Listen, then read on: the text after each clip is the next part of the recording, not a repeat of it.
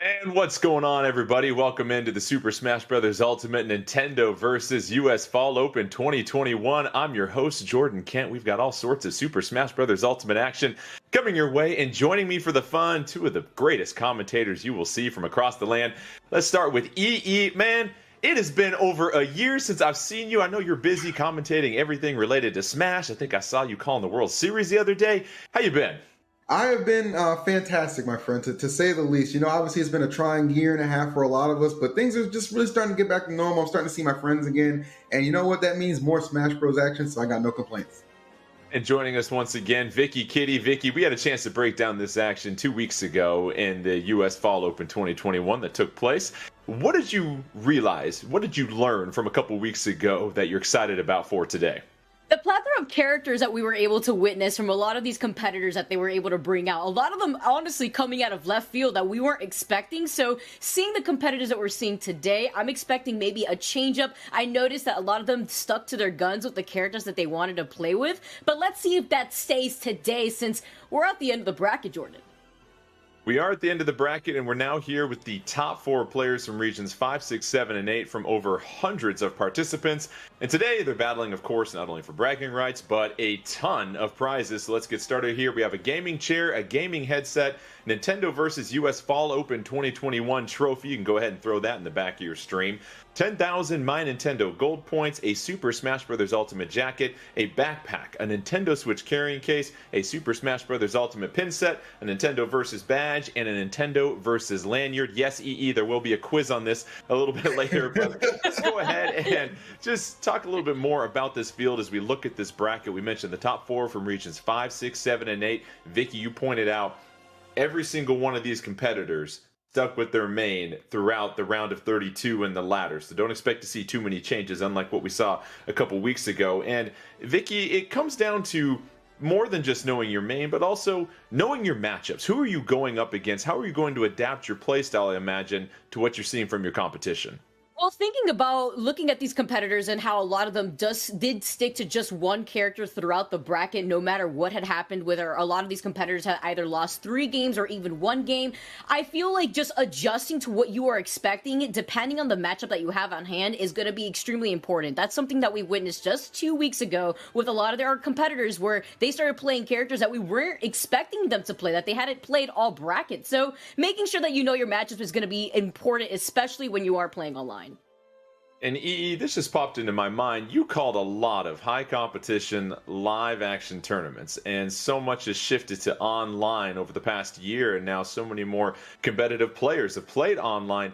What are you noticing about top level online play? Is there anything that really jumps out at you as you really witness and call a lot of these tournaments? Well, one thing that's really popped out in my head is people just have a thirst to just keep getting better. I mean, we're in a situation where you have so many characters to choose from, and just that character loyalty that a lot of people have. You know what that's driven behind? The fact that I don't feel like I have to switch over to what the meta dictates, right? I can take my character, take it to new heights, and just keep jamming. And I think that's what we're going to see kind of displayed right here with a lot of these competitors, which makes me even more excited. Let's cover the rules real quickly. It's a 4-player double elimination bracket. We will have 2 winners, so the winner of the winner's bracket and our losers brackets will each take home that prize pack that we mentioned earlier. Best of 3 games wins the match, of course. No items, smash meter, and a random stage selection of 8 curated stages. It's 3 stocks and 7 minutes. And Vicky, in your opinion, we had a chance to see this tournament take place 2 weeks ago. What do you think it's going to take from our winners today? What will really help them separate themselves from the best of the best? Experience, I think, is going to be the highlight that we're going to be seeing today within this region, because looking at a lot of our competitors, they're actually familiar names within the competitive space. So I think that experience is definitely going to come in handy with a lot of these approaches, such as the matchups that we were talking about earlier. And EE, according to the rumor mill, based upon some of the crack research we've done coming into this Final Four, 2 of our participants, yes, 2 of them, will play as Steve from Minecraft. Give us a quick little breakdown as far as the play style that we're going to see from Steve. How do you want to maximize that kit? Well, I mean, Steve is just a combo-heavy character, right? Like, you know, he gets so much off just kind of essentially just carrying you to the side of the stage and just getting you off. Like, a lot of times we're trying to spike you down with the fair. Depending on your recovery, can result in certain destruction. Okay, those blocks just coming back and do a lot of damage. And one thing about Steve, you can be so creative, you know what I'm saying? And it's not based off the fact that you have to necessarily have iron or diamond. Like, even his normals are just really good. So honestly, like, the better minded Steve is probably going to take it. But if they ended up like having a mirror match to open things up, all bets are like, keep it 100 with you. Well, we'll get ready to roll here with our first matchup. The players obviously getting set for that. And Vicky, looking at the other side of the bracket, when you look at non-Steve players, well, you do have a Mewtwo from Marks M2. And Marks M2 carried this Mewtwo all the way through the round of 32 in the ladder bracket. So what do you see initially? What are you thinking about when you see a Steve versus a Mewtwo here? I say light because Mewtwo is on rather that lighter side. His tail is prone to getting hit a lot, but now since we're seeing that we're going to be moving on to Town and City as that first map, I like this for Mewtwo because he can utilize these platforms, but so can Minecraft Steve, as you can already see getting started and creating that wall that he was talking about how creative you could play with this character in general. And Alex representing Minecraft here, and early on it is the stage control going to Jake, as we mentioned. Went with that tag, but we're going with Jake here this afternoon. And really, as you mentioned, with Steve, with Alex here, you've got so many tools at your disposal to really keep your opponent off guard. Absolutely. I think Vicky kind of hit the nail on the head too with Mewtwo's weight. Like, that's going to kind of betray him in certain situations. So you got to be super careful. Really can't allow Steve to just get any of these free hits, especially the fact that he's so good at just maneuvering around. You see him just using the minecart to the full. Perfect execution, just spiking him down to take that first stock, but then just going to give it right back. What the heck was that? Well, you mentioned that fair is going to be coming out for that meteor, and already we saw that coming from Jake, and now it's 2 stocks apiece here, Vicky, and a chance here for Marks M2 to kind of reset things, but still hanging out in that disadvantage state a little bit. Yeah, even though Jake kind of gave that stock right back over to Marks M2. Ooh, I like that. That was pretty cheeky to get around that wall, especially since it's wood, so it doesn't break as easily. But you can see right now that Jake is having the time of their life, keeping Marks M2 off the stage, basically claiming that's Jake's Mewtwo right here because he was able to control so much space and is going to take the second stock while only taking 18%. That down air claiming the second stock. Now Marks M2 down 2 stocks to 1, and Jake very healthy here. And really, once again, it's Jake just dictating the pace of this match. It really seems like Marks can't quite get in. Appropriate name for the tab, because I'm thinking these stocks need to be insured, man. This is looking pretty damaging, I must say. But again, it just kind of goes to show you, like, you know, confidence. This is a character that allows you to be so creative and just kind of freestyle throughout, and I think he's doing a good job. Now, Mewtwo obviously does have the capability, as we see right there with that down air, to make comeback, to take off stocks as well, but you can't allow your percentage to get too high to these points where you're not even getting a chance to swing back. Yeah, Mark's really climbing back into this matchup very quickly, really strung together the first meaningful combo of this entire set so far, and now it's relatively even ground here, Vicky. Both fighters down to their final stock, but another punishing down air coming out from Jake. And what's really scary here right now, Jordan, is that Jake, he's got the diamond ability to now put in a lot of work. You saw him go in for the forward air attempt. He gets the command grab on that, but the fair coming in, sending him off to the side. Not only is Mewtwo light, but you have to watch out when you're playing against Minecraft Steve or Alex off stage when they have that diamond pickaxe at the ready. And it really seemed like the minecart was completely throwing off any of the approach attempts that we saw from Mewtwo and Marks, and that can make it very difficult because you are instantaneously put into disadvantage state, which, as we know, Mewtwo, large, floaty character with a huge hurt box, not where you want to be. 100%. That card is so deadly too because it's super versatile. Like, you don't just use it as a recovery, right? Like, it's a command grab when he's not inside it too. So you can really just kind of clear your opponent off the stage, put him in an uncomfortable position, which is where we saw Marks end up, which is why my man Jake was able to kind of put him in that position to finish him with that diamond pickaxe, as Vicky called out so eloquently. Marks M2 rolling with Mewtwo again as we go to Yoshi's story, and this time we'll see if the smaller stage here, Vicky, do you think that favors any one of these fighters in particular? What I think is really interesting about the different stages just being all random here is that Jake has to be wary of which stages we're going to, because that also affects what material you're going to be more prone to mining, and that's also going to allow Jake to get a lot of the shenanigans going similarly to what we had seen in game number 1. But Marks Mewtwo is playing way better now, playing a lot more safer, and is able to realize that the Shadow Ball that they could send out actually tries to contest the minecart that was such a big problem in the first game. Beautiful 1-2 combo from that Shadow Ball. The falling back air allows Marks M2 to take a huge percentage lead already. And how about that, Marks M2 changing the narrative early. You can already see that this stage is just paying off better itself. Like, it's more of a close quarters battle, so I feel like he's able to kind of just get in there and really enable him to kind of stack up the damage quickly. I feel like Jake, he was able to keep some good spacing whenever he wanted to, but now you're seeing like Marks is just all over him, not allowing him to really breathe in a lot of these instances. Looks like a complete 180 from that first game. Marks M2 stuck in disadvantage. We heard you right there, Vicky. Beautiful and able to get back on the stage. A little bit of drama early on here, but now it is Marks M2 racking up the damage on the second stock here for Jake, Vicky, and this is completely different from what we saw from the last game here. It really seems like Marks M2 starting to get comfortable, and as I say that, they lose a stock. You have to commentators, Kirsten, at least once, Jordan, but just as you were talking about, Marks is playing this completely different than the first game, playing a lot more patiently, and isn't going to get called out by those Minecrafts as often as he was before in that first game. And these combos, though, that Jake is putting down, I think is able to kind of come back here from this disadvantage state, but the gap is slowly closing in with Marks already having him at 51%, keeping up the pressure. And that beautiful neutral air is such a safe approach tool for Marks M2 and Mewtwo. However, Jay quickly bouncing back into this here and already racking up 37 in EE. Here comes that minecart. This is not where Marks M2 wants to be. Yeah, I don't know what really happened. Mark's just kind of letting this one get away from him because Jake's just kind of come back storming, having his way with him. And again, you're seeing that minecart be so effective. Again, just kind of clearing off, recovering anything you want out of it. It is being beneficial. Marks, though, he is closing in on this stock. Got him at 100%, but you don't want to force it. That's the worst situation you can put yourself in as you see him fly and get some stage control. Marks M2 trying to get back on stage. You see the TNT on the left-hand side. Another Minecraft. Excellent move with the cart there, knocking Marks M2 off the stage. But here comes Marks M2 trying to take over control. Misses the opportunity, but here it is. How about the falling fair here, Vicky, to close out this game? That was a much better look from Marks, but I'm worried about what he had said before. The more time and space you gave to Jake in that second game, you were a little bit on the edge of your seat expecting Jake to make the comeback. So despite Marks getting that and making some of those adjustments, I like the patient play, but it looked like Jake was right behind him with that.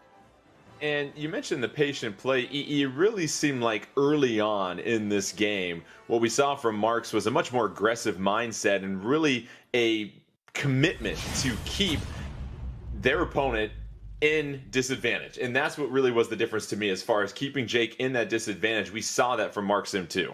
Well, yeah, I think the stage really aided in him being able to do that. But down the stretch, what I think started to happen is he started getting a little tunnel vision, looking a little too far ahead, like, all right, we're going to game 3 for sure. No, you got to stay focused, stay engaged, and make sure you close out cleanly because, honestly, the way that was headed, man, it's very possible that Jake could have mounted that comeback and we would not be in this situation. Fortunately for him, though, we got a game 3 on Smash. Well, Jake sprinting out to an 84-0% lead already, and Vicky, this is exactly the type of start you want if you are Jake. And how about this? A flawless stock right off the bat. Talk about wanting that perfect game, Jordan. 0 to 100 real quick, and Marks is trying to reverse that right now. I love the patience right there, waiting to see where Jake was going to roll on that top platform, but now he's stuck against the ledge, and he knows he needs to try to get this clean stock as soon as possible because that 0 to 100 is not going to work out here, especially in this final game for game number 3. Now it's Marks that was nearly flawless in this second stock, but now just trying to get back up on the ledge. And just how about the ability of the edge guarding that we're seeing from Jake. Jake finally losing their first stock, but here is the opportunity here, EE. If you are Marks M2 to try and even this match, here you are 2 stocks apiece. Seems like you finally got your footing after that really poor start. Yeah, exactly. You said it best, man. The way this thing started, you would expect this to be a blowout, but no, we only got about 30% separating the two. So I think what Marks is doing is kind of getting his footing back in there. You see him tearing through with that neutral air and just keeping on pressure, but smartly too. He's not overextending. He's not forcing anything. He's actually letting Jake come to him, and a lot of these counter hits starting to add up big time as he's holding this stage down. Marks M2 doing a great job of reading Jake, catching the landings. The winner of this game will take the set and move on to winners finals here. Well, they'll have a chance to compete for this prize bag. But right now, it's 2 stocks apiece, nearly identical percentages. The TNT on the side, Marks M2 able to avoid that, but will eat a minecart right to the face. And Vicky, it's now 2-1, advantage Jake. It highlights the pressure right now that we're seeing from Jake. He's been keeping Marks by the ledge until that very moment where Marks is able to get that punish and get the grab. I love the spacing right there. Manages to hold back a little bit, space out that shadow ball so he can get the full extent of it. But look at that. The diamond is now unlocked for Jake. He's already been able to craft up the diamond pickaxe, and this is going to be lethal for the last stock. Some clinic tape being put out right now by Marksim2, but it looks like Jake has regained control. Oh, the minecart is going to roll Marksim2 off the stage. He's trying to recover, and Jake still just sending Marksim2 off the side. It's all about trying to get out of this disadvantage, EE, but it is all in favor of Jake at this point on this final stock. I'm telling you, man, you take so much damage just trying to kind of put yourself back in a favorable position, and you're seeing it's working so far. The sentence before he finished that stock, Jake gonna take it 2-1. Crazy. That's a dangerous fair that comes out from Alex and Steve, and you see how quickly it caught Marksim2, and so now that'll advance Jake to the winners finals. And Vicky, what really stood out to me about Jake and their play style was just how aggressive they were at keeping Marksim2 in that disadvantage, not allowing them to get back on stage and reset neutral. And as EE pointed out, just so much damage being racked up when you're just trying to even out this game once again. Yeah, if you look at the option coverage that was getting covered entirely by Jake, between the minecarts covering the bottom side and then the back airs or the fairs to cover any sort of jumps that were being forced out of Marks, it was so difficult as a character like Mewtwo to get over a wall of all that pressure because of the reason we highlighted earlier within that set is that Mewtwo's body is rather large, so not only are you large, but you're also light at the same time. So it's lethal to try to go up against a character like Minecraft Steve in this situation where you can't really get through a wall of pressure like that. Let's go ahead and check out the updated bracket after our first set has taken place here in the Super Smash Bros. Ultimate Nintendo vs. US Fall Open 2021. And that is Jake advancing to winners finals. That'll send Marksim2 down to our loser semifinal, which sets up a matchup between Zerzal and D-Dog. And we're going to see yet another Steve coming out here for the most part from D-Dog. But Zerzal went undefeated, 12-0, ranked number 1 in the ladder round, EE, while using Min Min. And I know Min Min has been a very popular pick since her debut in Super Smash Bros. Ultimate. 100%. First of all, this is going to be a fun battle of DLC. Let's talk about that first and foremost. These are two of the most, I think, exciting DLC characters that you can get. Secondly, Min Min has really grown on me a lot because, from the first, couple of events we saw, she's really been optimized since that point. People really kind of understand, like, this character is got a lot more coverage and, more things to offer than we initially thought about. But that just comes with people being patient and timing and just kind of learning how to optimize your character. I think this is going to be a good showdown. Undefeated too, come on. Oh yeah, 12-0, it's hard to go against that. And Vicky, this optimization is what's really interesting about these DLC characters because they haven't been out that long. They haven't been out like Mario, who's been with us since Smash 64. I mean, this is just a couple of months, less than a year with Min Min, and it seems like you're not only learning new things about the character, but so is your opponent. Absolutely. You know what that also highlights? That also highlights that a lot of these competitors also have a really strong secondary that they could take out if they feel like they're in any trouble. So it really does trickle down to that experience that we wanted to see a lot of our competitors come out here from their own experience here. And you're already seeing that right now with the way that Zerzal is actually playing this keep-away game, and going onto Town and City is going to be tricky for D-Dog to actually get in on a character like Min Min. Ram and the Dragon fully loaded for Min Min. A couple of juggles coming out from D-Dog, and looking at Zerzal and Min Min, you figure, EE, you got to play that zoning game and make sure you don't let D-Dog and Enderman get up close in your face and close that gap. Not at all. And that's the one thing that Min Min just does so well, right? Just she can really kind of keep you out while still exerting so much pressure. You see it actually right now. My man D-Dog trying to find a way in, but you're seeing how Zerzal actually probably went undefeated in all his rounds. He's an absolute beast and just applying all kinds of pressure. 136. This stock is on borrowed time right now, and time is up. And just D-Dog having to eat so many of those arms, and Zerzal doing a fantastic job of just maintaining this zoning, as you said, Vicky. Every single fighter and character, you have that sweet spot of where you want to operate. You want to make sure you don't let your opponent get too close or get you out of your rhythm. Especially when those platforms are out of the picture here. You're just forced to jump around Zerzal, but I love the creative approach right there with the Minecraft part. But you see Zerzal already ready to try to cover that jump, and I feel like that's the most pressuring thing. So utilizing these blocks to be a little bit more creative to try to make up some makeshift cover is probably going to be the best case scenario right here, and actually try to punish Zerzal for trying to jump in. Now, D-Dog went 2-0 in every other round and then 0-2 in the winner's bracket, and it looks like we're going to go ahead and reset things. There are some rules in place for this. Again, it's online play. Sometimes things happen right there, but what we saw from that snippet, though, EE, it was Zerzal and the Min Min really just has the timing down of the 1-2 that comes from those arms linking into these short little combos that just rack up so much damage before you even let your opponent try and get closer. Dude, it's so frustrating because, like, you know, again, you know Steve, like, he loves the combo, but what do you do if you can't get in there to get any combos started? You just, like, frustrate. That's the worst part about it, is, like, no frustration starts to mount, and just like that, you're down in stock. You're seeing your percentage continue to rise, and, like, just the lead just continues to slip away. It's really, like, taxing on you, especially if it's the first game, too. Like, and you know this guy is yet to lose at all, and you're just like, man, I don't want to be just another, you know, mark and notch on the chalkboard for this guy, but, well, you know, sometimes what can I do about it? And Vicky, what's fascinating to me in this matchup is Steve and Alex, they don't have a constant projectile that they could throw out there. They have inventory management they have to maintain. Sure, you've got the minecart that can maybe close the gap, but that to me seems like a real disadvantage against a min-min, a zoner that can apply so much pressure, doesn't have to worry about their raw materials throughout that time. Yeah, you highlighted it perfectly, Jordan. How are you going to access your crafting table when you're getting pinged by so much pressure by Min from so far away? Safe pressure, mind you, at that. And if you could see the way that Zersol is actually playing, consistently throwing out the Dragon Arm to get the laser beam out is covering so much space in terms of recovery horizontally, so you can't even utilize the Minecraft cart for some extra additional pressure to cover up some insurance when you're trying to land back on the stage. So it's difficult. You highlighted it perfectly, Jordan. This matchup in particular is difficult for Alex or Minecraft Steve. So then, EE, I guess here's the million-dollar question for Steve and Alex. How do you close that gap? Because it feels like once you can get Min in that disadvantage and you are up close to her, that's when she really struggles. But how do you do that if you're Steve and Alex? How do you do that if you're D-Dog? Well, the best hope you can have is that you kind of queue up to a stage. You need platforms, right? I think personally that you need platforms. This kind of helps with the approach. Also helps you disengage a little more safely as well.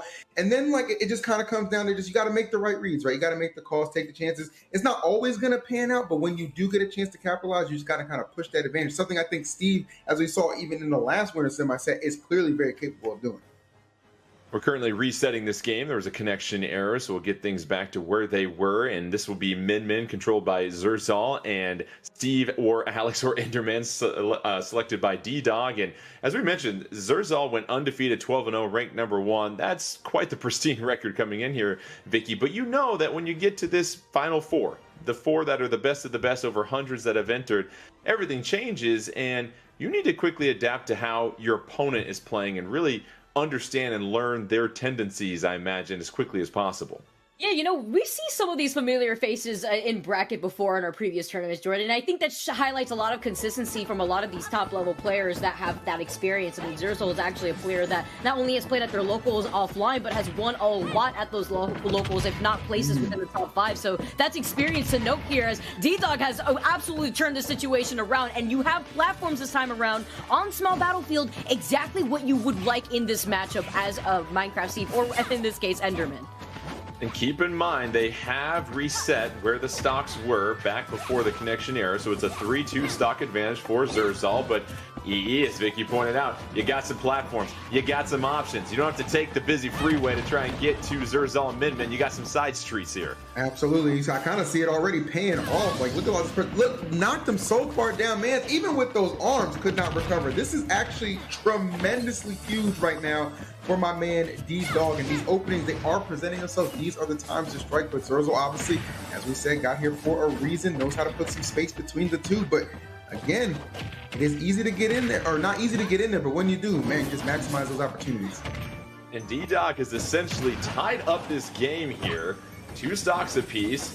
And with these platforms, has now found alternate ways to get closer to Zersol. But Min and that Mega Watch is going to go ahead and send D-Dog off the side of the stage. Now a 2-1 stock advantage. And Vicky, at this point, you can be a little bit more patient if you are Zersol. Absolutely. Now you have the lead, but you have to watch out with that Minecraft part. Oh, almost called out the jump right there, but Zersol, knowing better, opt to go for that ledge invincibility to be extra safe. Because again, having that stock lead is so big now that it's going to force D-Dog to approach. But if we don't match out of those Minecraft cards, it's going to be disastrous here for Zersol. Some well-timed TNT that's going to send Zersol and Min flying towards the top of the screen. Zersol trying to recover, but D-Dog doing a great job of just controlling the stage at this point. Misses with the down air. Zersol, perfect counter, and now Zersol has a chance to retaliate, but it's still D-Dog hanging in there on that final stock, EE. Yeah, he is doing a fantastic job. And yeah, this is kind of like, that's kind of like the writing on the wall, right? Like at so many junctions of that match, we saw the same thing. And all the time, it didn't necessarily lead to the stock being lost, but the damage was there. When you're well over 100% like that, Zerz will understand, I just got to keep pushing my advantage. I have the length, I have the range, and I have the victory for that first game.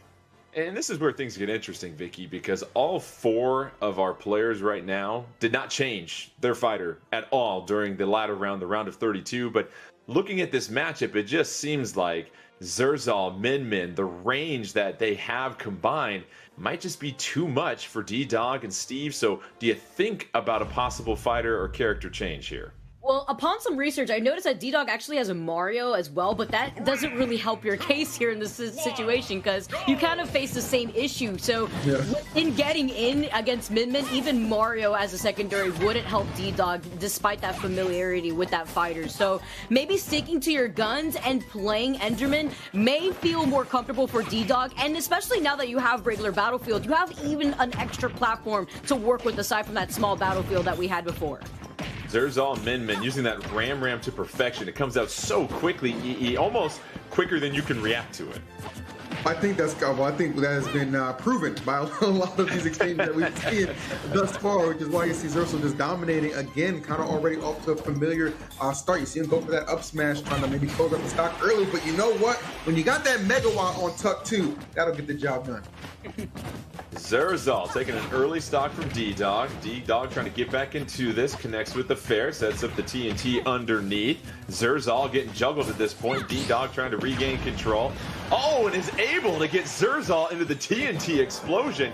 And now D-Dog looking like they have a chance to make this thing even, but here is Zerzal with that control once again, Vicky. Yeah, immediately retaliating by getting right back towards the stage. I like what I'm seeing from D-Dog and is going to have some space to try to get in some extra materials, but the issue here is that Zerzal is still alive, and when D-Dog isn't able to put on the same amount of pressure, it can be more confidence for Zerzal as he proceeds through this game. Chance for the grab, the back throw coming out from D-Dog. Mining for some more materials. Nice parry, can't do anything with that though. Another megawatt connecting for Zerzal. And we see that megawatt come out, EE, as soon as D-Dog gets close to KO range. That megawatt will make its appearance. Oh, absolutely. I mean, that's just, that's kind of your go-to, right? If you're Min, you understand that is going to go ahead and just knock some heads straight off, as we've seen on multiple occasions. Actually in a position right now where he could very well still go up 2 stocks if my man D-Dog is not too careful, and he's finding himself in the same situation. You find yourself off stage just getting batted back and forth, and eventually, man, that percent adds up being a stock. And there it is. I hate the commentators cursing, but I gotta call it like I see it. I gotta do it. Just a punishing megawatt that is just plowing through this minecart here, Vicky, and it seems like anything that D-Dog is trying to do to apply pressure, Zerzal and Min have an answer for. And aside from that mental pressure, when you are forced off the stage and when you are taking a lot of damage, you have to also know that Zerzal is up a game right now and is on match point. So following up off of those blocks too is going to be a double whammy, a double-edged sword for D-Dog to have to deal with, because now they're at the disadvantage and they're rounding almost 100%. No more gonna live with that megawatt coming through, taking it, and on top of that, without dropping a stock, is Zerzal continuing on this streak. Yeah, the raid certainly helps with that. So Zerzal making quick work, continues. They're undefeated. They're now 14-0 ever since they made it to the round of 32. They're going to advance to winners finals here in just a second. But EE, we are really seeing somebody optimize Min. That's what you said. This is a fighter that hasn't been around for too long. You're still learning more about how to utilize her, and we saw some absolute perfection displayed there by Zerzies. Impressive stuff. It's not so much just what you do, like utilize the fact you can really keep characters at bay, but how do you turn that into damage as well? And I think that's something that he's just had down packed. You know what I'm saying? Like, again, anytime you're off on the left or right side of the stage, you're getting taxed just to come back and recover. And the problem with that is, as that percentage rise, keep highlighting it, man, you're going to lose that stock eventually. It just became such a snowball effect. It was just too much to stop. And you see why I just kind of sliced through that. That was clean. Not ready for snow yet, by the way, EE. I'm still trying to chill in the fall here. I like my leaves changing colors and my pumpkin flavored everything. Let's go ahead and check out the updated bracket here after Zerzal just putting in quick work against D-Dog. That'll have essentially a rematch when it comes to fighters here, because we saw Jake advance with that Steve and Alex. So Jake taking on Zerzal in our winners final. That'll send D-Dog versus Marks XM2. And what's fascinating is if you get a chance to watch this, you're going to see how Zerzal plays against the Steve. And if you're Jake here, Vicky, and you're doing your homework in between these matches, you're maybe seeing some things from D-Dog that didn't work against Zerzal, and you're probably taking some mental notes as far as, all right, I'm going to try this, or I'm noticing this. It seems like it'll be very fascinating to see what Jake decides to do with their iteration of Steve and Alex. Yeah, that's that low-key upper hand that we may have Jake kind of come out with, especially since Jake seems to have a lot of experience with the Minecraft Steve under their belt. You've noted that not only has Jake performed a lot within these Wi-Fi tournaments, but they also have performed offline too, even being able to place 25th out of over 1,000 competitors at a national tournament. So that's a lot of experience that Jake is bringing into this bracket. But as we highlighted before, Zerzal is not unfamiliar with this case here. So this is going to be a really exciting match to determine what you could do in a matchup that doesn't favor a character like Minecraft Steve. And Jake close the gap, going with Alex here against Zerzal in this impenetrable Min that is just throwing up all sorts of arms that you can't get by. You got some platforms on the stage here in Pokemon Stadium 2 EE, so a chance for maybe Jake to find something that they can do. We saw such great utilization of that minecart in their opening set also. Yeah, it's just, you know what, and that's something D-Dog really tried to use too, the minecart, but that kind of was a little ineffective, I must say. You know, one thing about, you know, you could say Jake, okay, he has the advantage of being able to see exactly how Zerzal plays, but yeah, you can see it, but can you do anything about it? That is the question that must follow afterwards, and, you know, kind of with this blistering start we're seeing from Zerzal, he's pretty much just picking up where he left off in winter semis. And Vicky, when Zerzal is feeling that pressure up close from Jake, as he goes ahead and takes the first stock from Jake, the quick use of the dash attack, the throws to instantly create that space once again. Zerzal knows exactly what they're doing and where they need to operate. Absolutely. That's why you're also seeing Zerzal continue on this pressure. That's why Zerzal's only taken 20% since the start of this match, which has been already a minute. And the way that Zerzal pushing Jake off out of that boundary and unable to even get to that crafting table it really highlights the matchup here. It really shows the difficulty that you have with Minecraft Steve just trying to jump into that space, with Zerzal doing a really good job at keeping Jake at bay. And Jake was up close for a minute, but once again, Zerzal able to quickly increase that gap. Here comes the back throw, and now it's all about what Zerzal's been doing great. The edge guarding, well defended by Jake. Jake trying to drop down and punish the whiff. Able to do so, and now it's Jake's opportunity to try and let trap. No luck right there as Zerzal once again full stage control. EE no issues, up 3-1. I feel so bad that Nair killed, man, but again, that Mega I'm telling you, bro, it just does so much, and it is really an uphill battle for Jake. Not willing to say by any means this set is over, but he's really gonna have to kind of slow down and readjust heading into that game number 2, because it's looking like this first chapter has already been decided in this battle of winners finals. You can just see no ability to slow down. It's like Zerzal just always on go.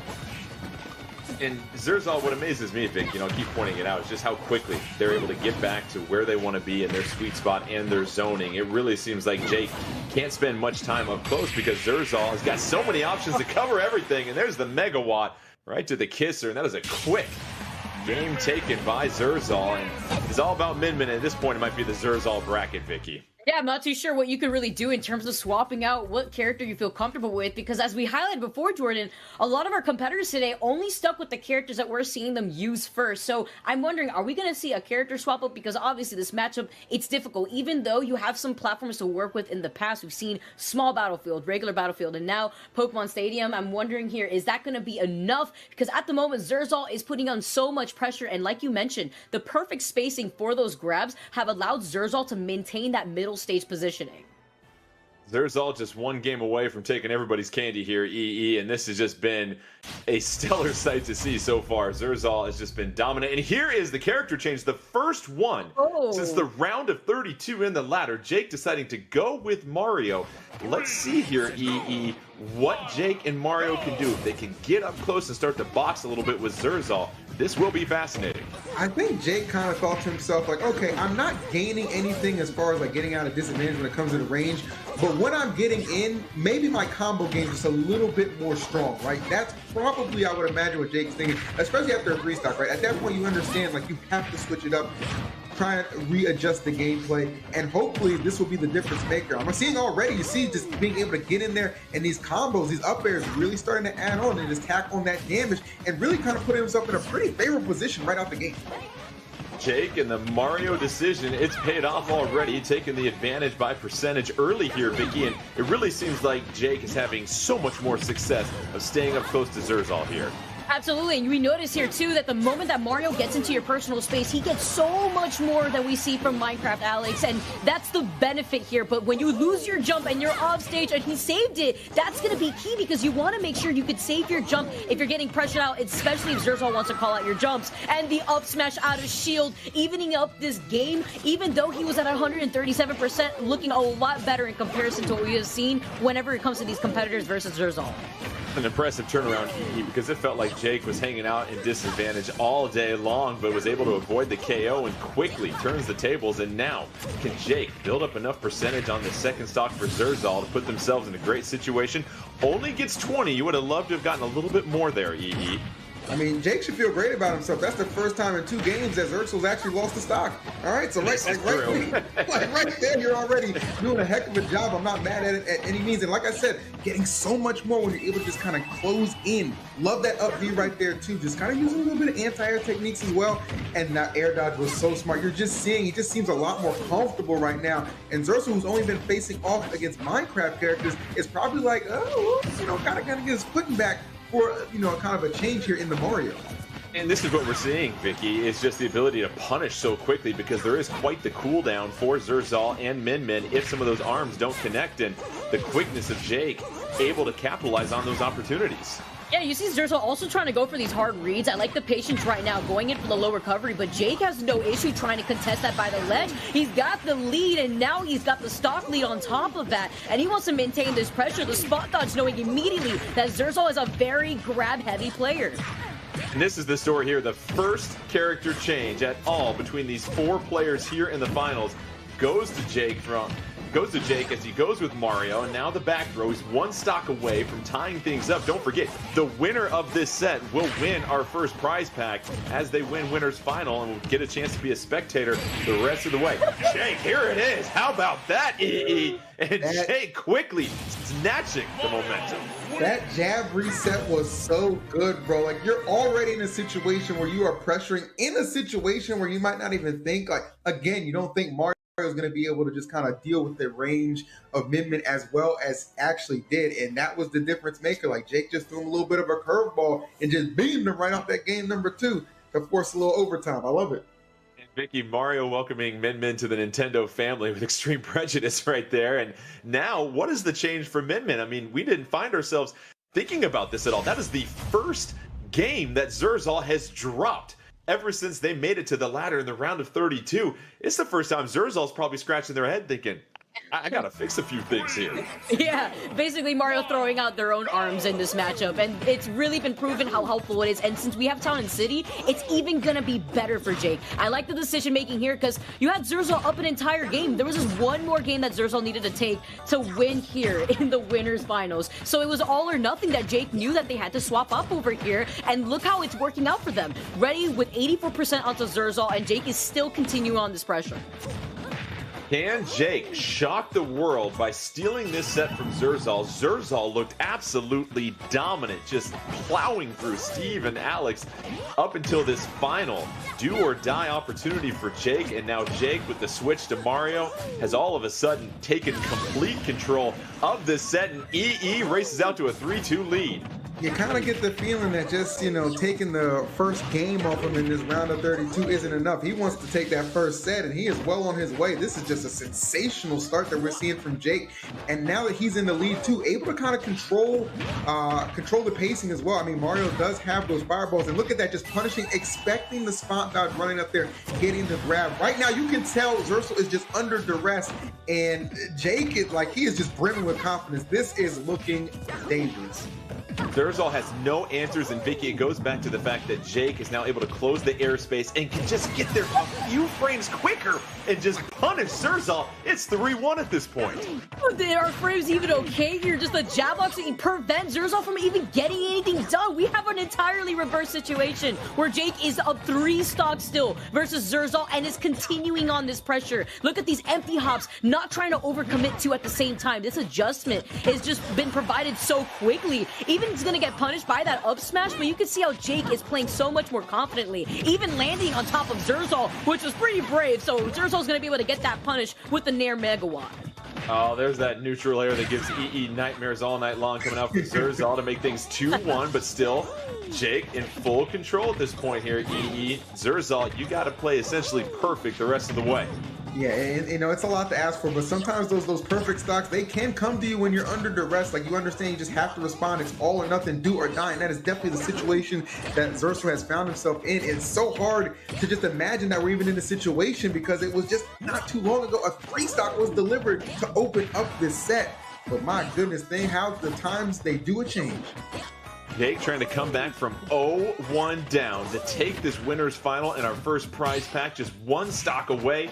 Zerzal on the edge at 122 has got plenty of rage, but Jake trying to close this out, not trying to get down to this final stock. Zerzal here trying to maintain some stage control, but here comes the punishes once again. Jake trying to look for that home run, no luck right here, and right now, Vicky, Zerzal keeping their composure.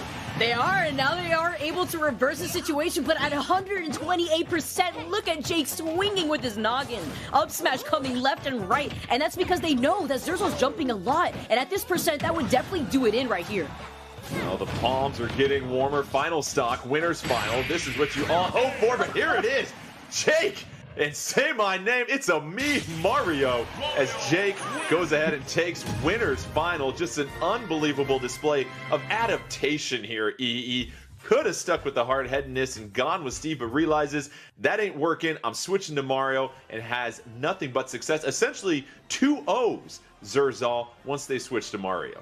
That is one of the most impressive 180s I've ever seen. Like, get 3 stock to open things up and then dominantly take the next 2 games. We don't see that very often, especially in competition of this level. So my hat is certainly off to Jake because he just went off. Zerzal, I know we're going to see him a little bit later, but man, Jake, that's just one of those times where it's just like, I believe I'm the better player and I want to show that. And I think he did that in that set. Let's go ahead and check out the bracket as Jake, an unbelievable turn of events.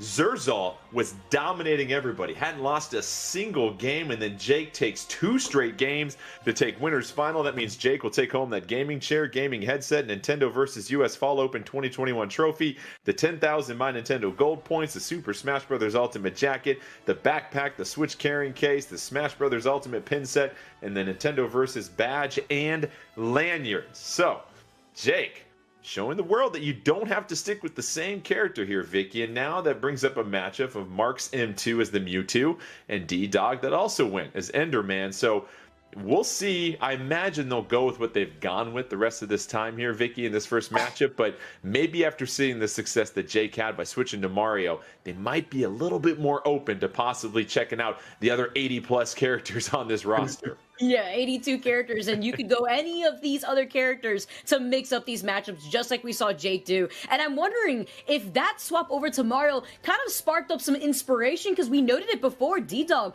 also has a pretty strong Mario as that secondary, but maybe didn't feel confident enough taking out the Mario after playing on Minecraft Alex for so long. So I'm wondering, are we going to see that, or since this matchup is going to be completely different, it's not going to be the Min-Min just yet, as Zerzal is sitting in that loser's finals, but you have the Mewtwo that you have to work with. And we saw what happened before within the Minecraft Steve versus Mewtwo matchup. It can be a little difficult when you're light and big at the same time to try to find your way in. So it will be Enderman versus Mewtwo, D-Dog and Mark Sim 2 not making any type of character changes. And what we saw from Mark Sim 2 way back at our first set here, EE, was just trying to get out of disadvantage. It was very difficult. Jake was keeping them in that disadvantage all day long, and right now, kind of the same story as D-Dog. Just takes complete control out the gate. I was gonna say, he's just trying to get out of this Minecraft torment chamber that he's found himself in, man. Like, his brother's like, can I get a different matchup? so rough. I mean, yes, it's cool that you have the experience, sure, but you understand that D-Dog, he's a very deadly player as well. Like, he didn't make it to this point for no reason. So you can already see just playing around, utilizing the platforms really to his advantage as you see him able to just do a little bit of farming in between getting those blocks up and just getting himself in a position where it's like, okay, you got to come to me. Boom, you're just going to get smacked around. D-Dog with full stage control. It's MarkSim2 trying to regain a little bit of neutral here, but that is going to go ahead and be an impressive aerial that knocks off MarkSim2 to take the first stock. And Vicky, it seems like the same issue we saw in the first set with MarkSim2, just dancing around trying to just get comfortable, but you can't because you got all these mine carts and other items out there that are keeping you off balance. You also got to worry about a wall that's just being built in front of your face in that moment. You can't really utilize the platform canceling that Mewtwo's recovery with the up B really provides there to try to mix up your movement in terms of approach. But here, D-Dog is doing exactly what we had saw from the previous matchup when we had Mark's Mewtwo try to face off earlier against Zerzal. So now with that stock gone, you have only one stock to really work off of this. And D-Dog sitting comfortably at 3, still keeping up this pressure and having Diamond and Gold at the same time on top of that. D-Dog hunting for a 3 stock against MarkSim2 in this opening game of our loser semifinals, but that disable going to work well up into the up smash, and that is the first stock taken by MarkSim2. So now if you can just maintain some composure here, EE, have that champion mindset, maybe you can get back into this one if you're MarkSim2. Yeah, it's a lot, but it's certainly far from impossible, right? Like, I think Marks kind of understands, like, all right, I've had this matchup plenty of times. I know what this character is going to do, essentially. It's just about getting in there. But as Vicky said, a lot of those teleport options kind of being neutralized by just those blocks, that good placement. And the fact, too, that D-Dog, right now, all I can see is the D stands for destruction, because that's all that was put on that tail right there. I must confess, as the JV2 stock is delivered. Yeah, diamond coated fair. Nobody's going to want to have a taste of that. So that is the first game, favor of D-Dog. And already it's just a matter of keeping MarkSim2 off balance here, Vicky. And MarkSim2 never really looked comfortable, never really looked like they had full control of that entire game. We want to say character change, maybe think about it, just because there's so much Mewtwo that can be hit at any time. But what do you see as the adjustment here, possibly, as we get set for game 2? Well, we saw the tricky disable finding success, but that was that one-time opportunity where you're already forced off the stage. You were getting pressured out to the point where you were put by the ledge, and that's not the area that you want to be, especially up against a character like Minecraft Steve. Pressure is going to be necessary. Pressure is going to be necessary. And EE, what is Mewtwo looking for? When you hear the prototypical glass cannon, if you're Mewtwo, you can rack up the damage, but boy, are you quite a target. Are you trying to play a zoning game? Are you trying to rush down? Where are you trying to be? Because we really haven't quite seen that consistency from MarkSim2 as far as, hey, this is where they operate, this is where they want to be. I think creeping in is kind of like your best bet when, like, you know, you're kind of starting off, right? Like, you want to win these neutral exchanges, you want to get in there. Mewtwo is really good at comboing. Like, Mewtwo, can really string together a lot of those big hits and kind of finish off stocks early. The problem is, you know, you have a character like Steve who's just so good at just keeping you out if he really wants to, and then he can do the same thing, like push the pace, push the advantage if he's in that kind of state where it's like more beneficial to him. So really, I mean, Mark's best bet here, if he doesn't switch characters, like we're kind of like nudging him to, is just to just slow the pace down. And, you know, by any means, you got a zone. You got plenty of time on the clock. Just be patient and let it kind of come to you. Just some subtle hinting. We saw our only character change for all 4 of these competitors since the latter round, the round of 32, take place in winners finals, and it led to a 2-0 sweep basically for Jake when he switched from Steve to Mario. Will that be some inspiration? We're seeing a little bit of time go until we set this second set. It's kind of like that replay review in football here, where the longer it takes here, you figure something is up. Maybe we're going to see that character change. Maybe we'll see, because Mewtwo is yet to really have much success against any of the Steves in this tournament. It seems like at these moments, it's when you almost have to, is it fair to say, have some humility here, EE, and just say, hey, listen, what I thought was going to work wasn't going to. Let me try and adjust and pivot.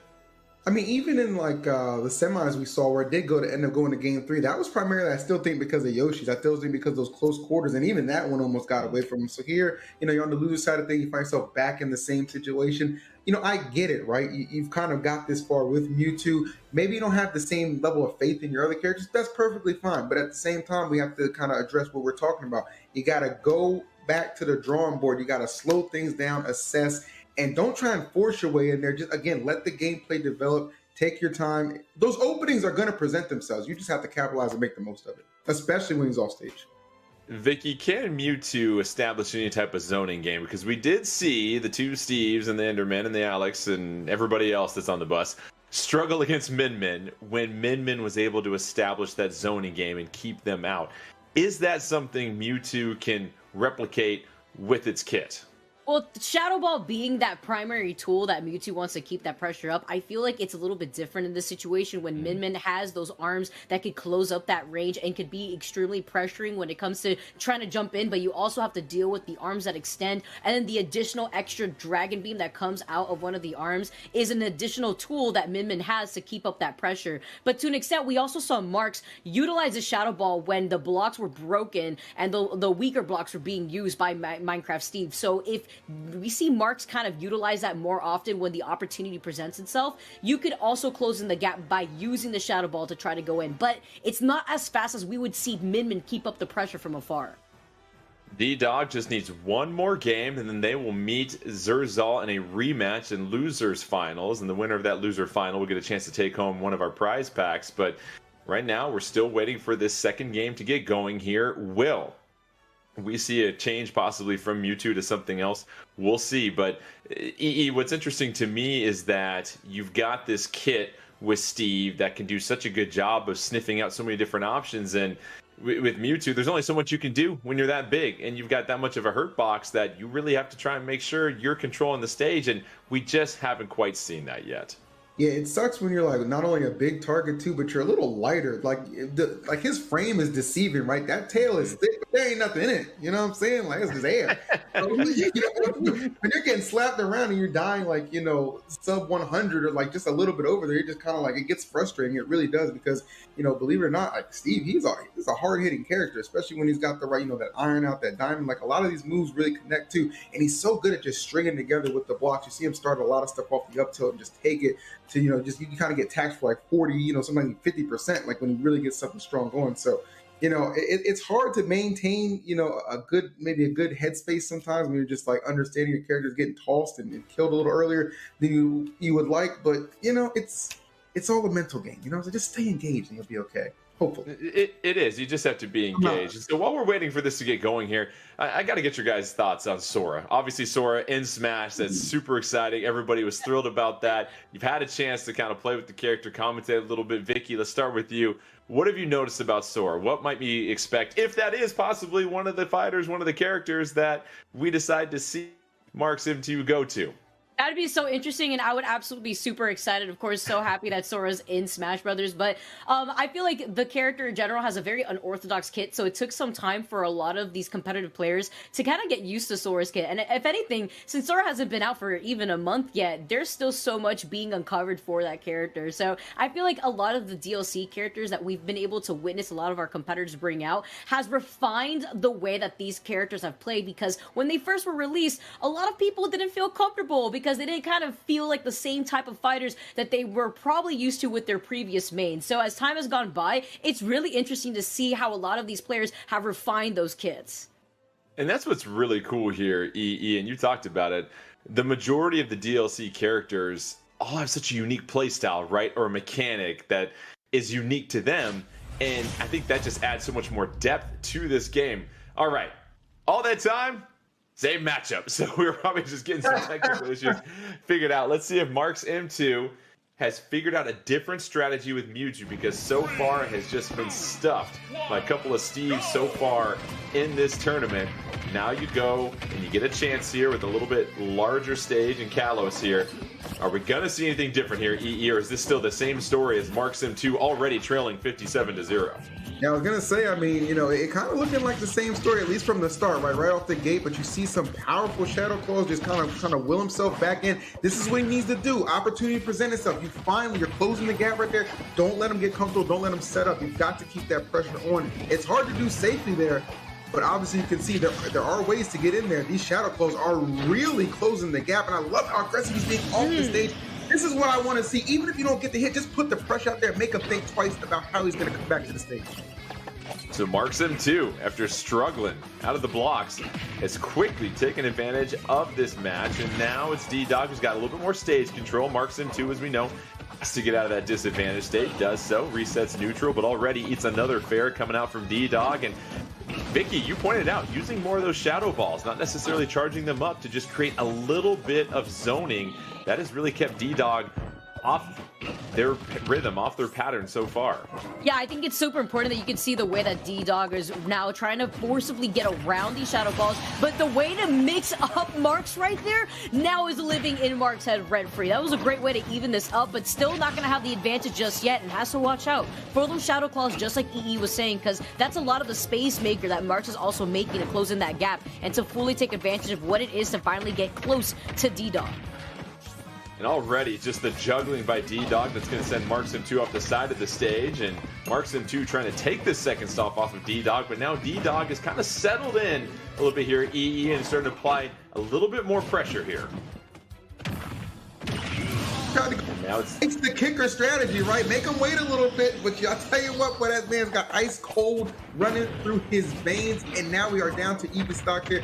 Really good for D-Dog, considering how this thing started, and now you're seeing him again just stack up and rack up the damage. Mark really needs to kind of close this. This is where that clutch factor really comes into play, or else D-Dog is walking away with this 2-0.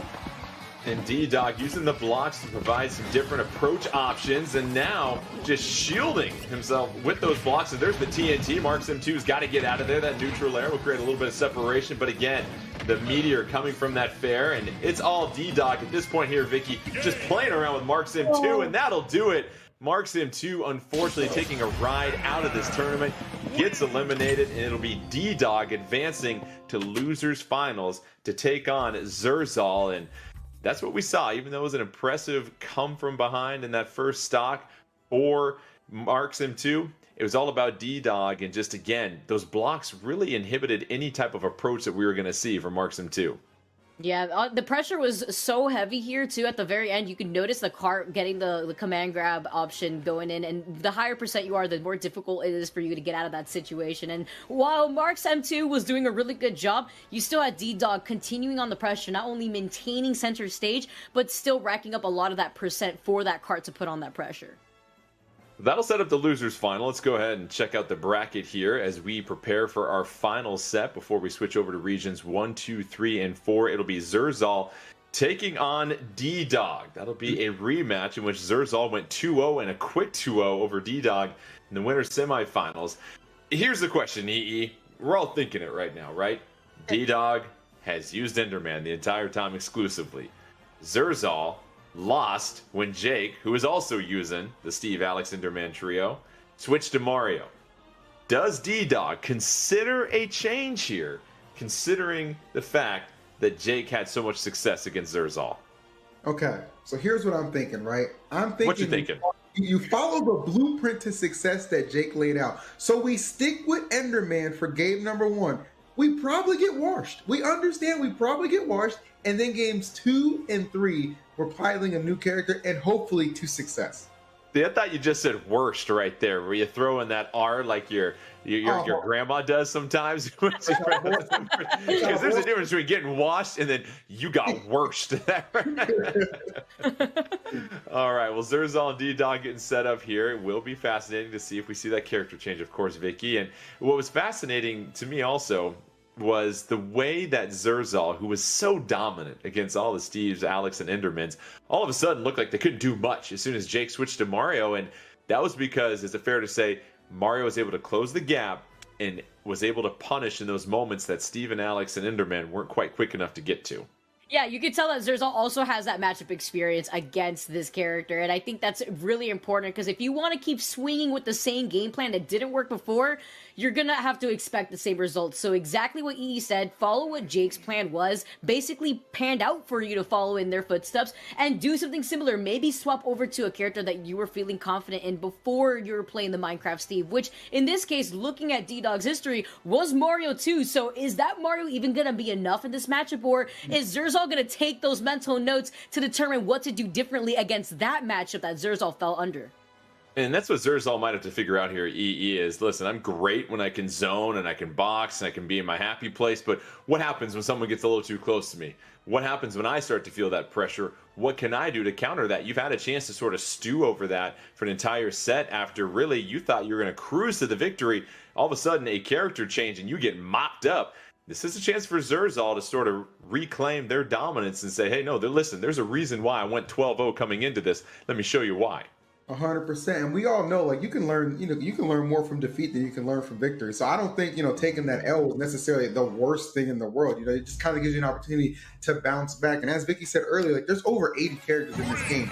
You can utilize that to your advantage. And I think D-Dog, not only Mario, the same costume, bro, married to the strategy, so that costume is indeed appropriate. Let's get it. Oh, D-Dog was watching film, so D-Dog making the change to Mario, just like Jake, had not changed characters up until this finals against Zerzal.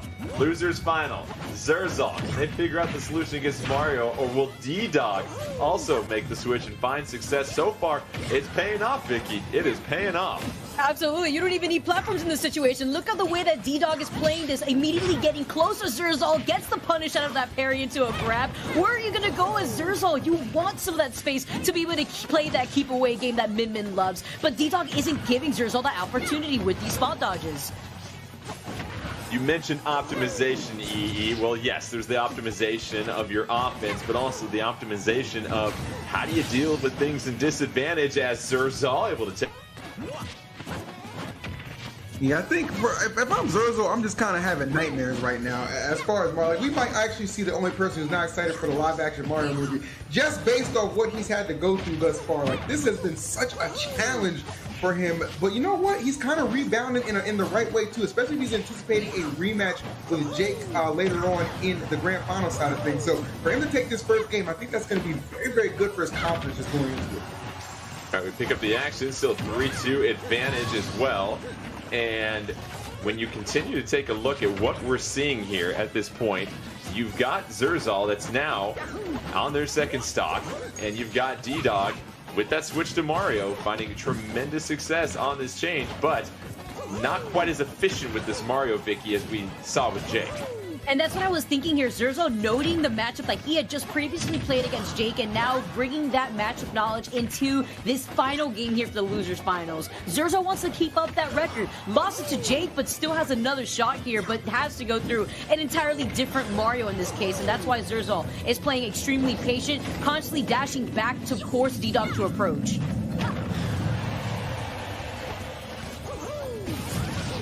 Oh, good catch.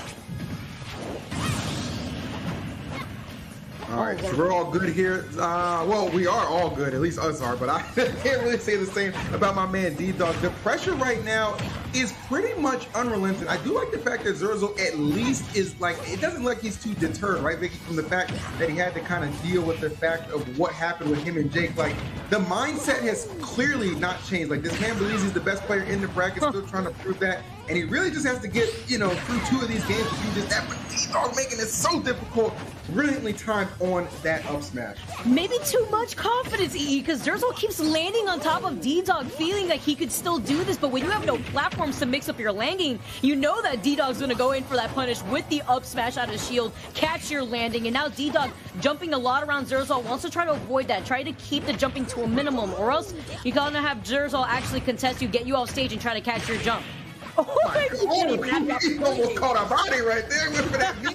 Hold on now. Tries to run it back, but this right now, I love the back and forth that we're seeing. This is what you want out of the losers finals. Both of these guys just clawing at the opportunity to try and get to grands and not disappointing on any front. FD, the stage where it's just you, your opponent, and a whole lot of action as Zerzal able to clutch that one out and take game 1.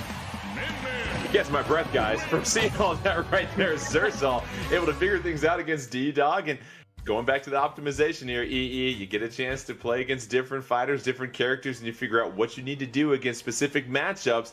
It seems like Zerzal is a very quick study.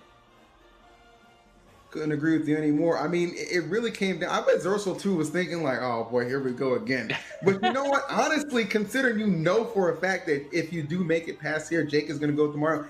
you should want this kind of experience, right? Like it works out in your favor if you're able to get through, because you already have the Steve matchup down to a T, right? You know what I'm saying? You have nothing to worry about there. This is invaluable experience, but that's really good for D-Dog too, because he knows he can win. He didn't get that game there, but he's that close. He knows he can get the job done. So if Zerzal can take one more game, Zerzal will also take home our prize pack. And Zerzal learning more about this Mario matchup, and it's been D-Dog who's made the character change, trying to shake things up, and still all Zerzal at this point, because it seems like Vicky Zerzal is doing a better job of not letting D-Dog close the gap and get up close and box. And that's the issue right here, and these platforms are going to actually allow D-Dog to continue on that pressure, but like you said, Zerzal doing such a good job at adapting around this matchup, isn't even DIing out in that situation, wants to avoid the fair spike that we saw D-Dog land on Zerzal earlier before, now rolls back towards the stage and wants to maintain that center stage control, but D-Dog's not allowing Zerzal to have any of that. 3-3 still. Zerzal sitting at 121 has got some rage going here. D-Dog trying to knock off the first stock, but it's Zerzal who's got the stage control here at EE. And this is one of those moments in every single game where you feel like you're up against the wall, but you have a chance to really turn things around, and that's exactly what Zerzal's starting to do.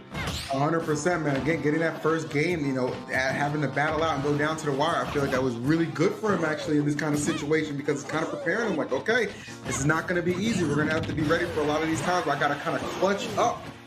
As to boost himself up using these arms to his advantage. Finally, I think that megawatt clipping, and that's going to be enough to take that, especially at that percent. 1-44 though, so you already know it's a pretty fragile stock he's got to work with right now. Zerzal just trying to claw out some percentage on the second stock of D-Dog, able to get the down air that's connecting, and Vicky Zerzal was down 136 to 66% and has quickly turned this entire game around and is doing a better job of just being more mobile with Min-Min, it seems like, not just being a statue throwing out arms. Yeah, more passive aggressive, and I love this playstyle from Zerzal because you can see the option coverage that Zerzal has on top of these platforms too. It's not just staying center stage, but misses the ledge. D-Dog just clipping Zerzal enough to prevent the recovery and evening things up, only taking 31%. I like it, Vicky, playing passive-aggressive like that roommate that left the dishes out. All right, 58-7, advantage D-Dog, advantage Zerzal on this second stock. D-Dog trying to get back up on stage. No luck with the fireball. And, oh, how about that, EE? That's what you call some edge guarding. I'm telling you, man, like, essentially right now, this is Zerzal's game to lose, right? Like, you got a full stock lead. You clearly seem a little more comfortable than we saw in that first game. Now, obviously, we understand D-Dog piloting this Mario can really get those combinations going, but he has to get in first, and he's actually being punished quite a bit. A lot more than we saw in that first game. This is really panning out nicely for Zerzal. Love the fact he's able to utilize these arms. We've seen the down arrows come out as well. Just everything to kind of keep D-Dog at bay. He might be getting a little desperate here as he has entered those triple digits. Zerzal, just a few solid connections away from taking home our second prize pack. Just needs one more opportunity. D-Dog trying not to go down without a fight. D-Dog can't recover. And that'll mean Zerzal wins our losers finals and takes care of business 2-0 and is able to exercise those Mario demons, Vicky. Yeah, Zerzal honestly adjusted so well, despite Zerzal having to face off against two Marios as the revenge of the Minecraft Steves come out in this matchup. That really highlights how important it is to know your matchups, to gather what you are taking in from the match at hand, and then apply it to your future, because you never know when you're going to play against another character that you had just played against before in bracket. Let's go ahead and check out the updated bracket here as we finally close the door on Losers Final. As we mentioned, Jake taking home all of the prizes from the Winners Final. That means Zerzal gets a chance to also win the grand prize, the gaming chair, the gaming headset, Nintendo vs. US Fall Open 2021 trophy, 10,000 My Nintendo Gold points, the Super Smash Bros. Ultimate jacket, the backpack, the Nintendo Switch carrying case, Super Smash Bros. Ultimate pin set, the Nintendo vs. badge, and lanyard. So that'll do it for regions 5, 6, 7, and 8. But don't go anywhere. We'll bring you regions 1, 2, 3, and 4. And before we do that, though, we do want to let you know that this fall, Nintendo and PlayVS have partnered up to offer Super Smash Bros. Ultimate and Splatoon 2 as high school sports. So grab your friends and team up to represent your high school for the chance to bring your school a championship title. The fall season has already begun, but you can sign up now to learn more about the spring season at www.playversus.com. Spread the word at your school and visit playversus.com to get your school ready to play in the spring season of 2022. Don't go anywhere. When we come back, we'll bring you the finals for regions 1, 2, 3, and 4 as we continue along on the Super Smash Bros. Ultimate Nintendo vs. US Fall Open 2021.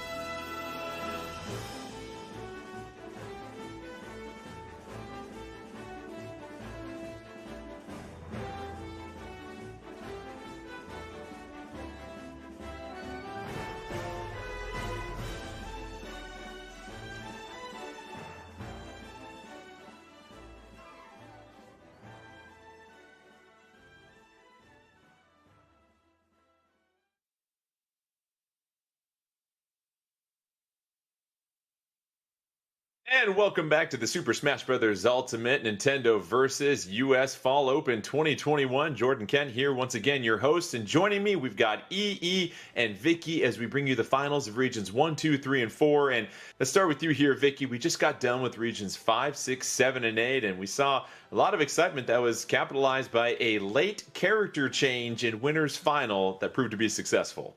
Yeah, that really highlights how important it is to make sure you have multiple characters under your belt that you could pull out in tournament, because you never know when you need to kind of throw in a mix-up into the fray and make sure that you have a lot of other characters that cover different matchups that are troublesome to your main.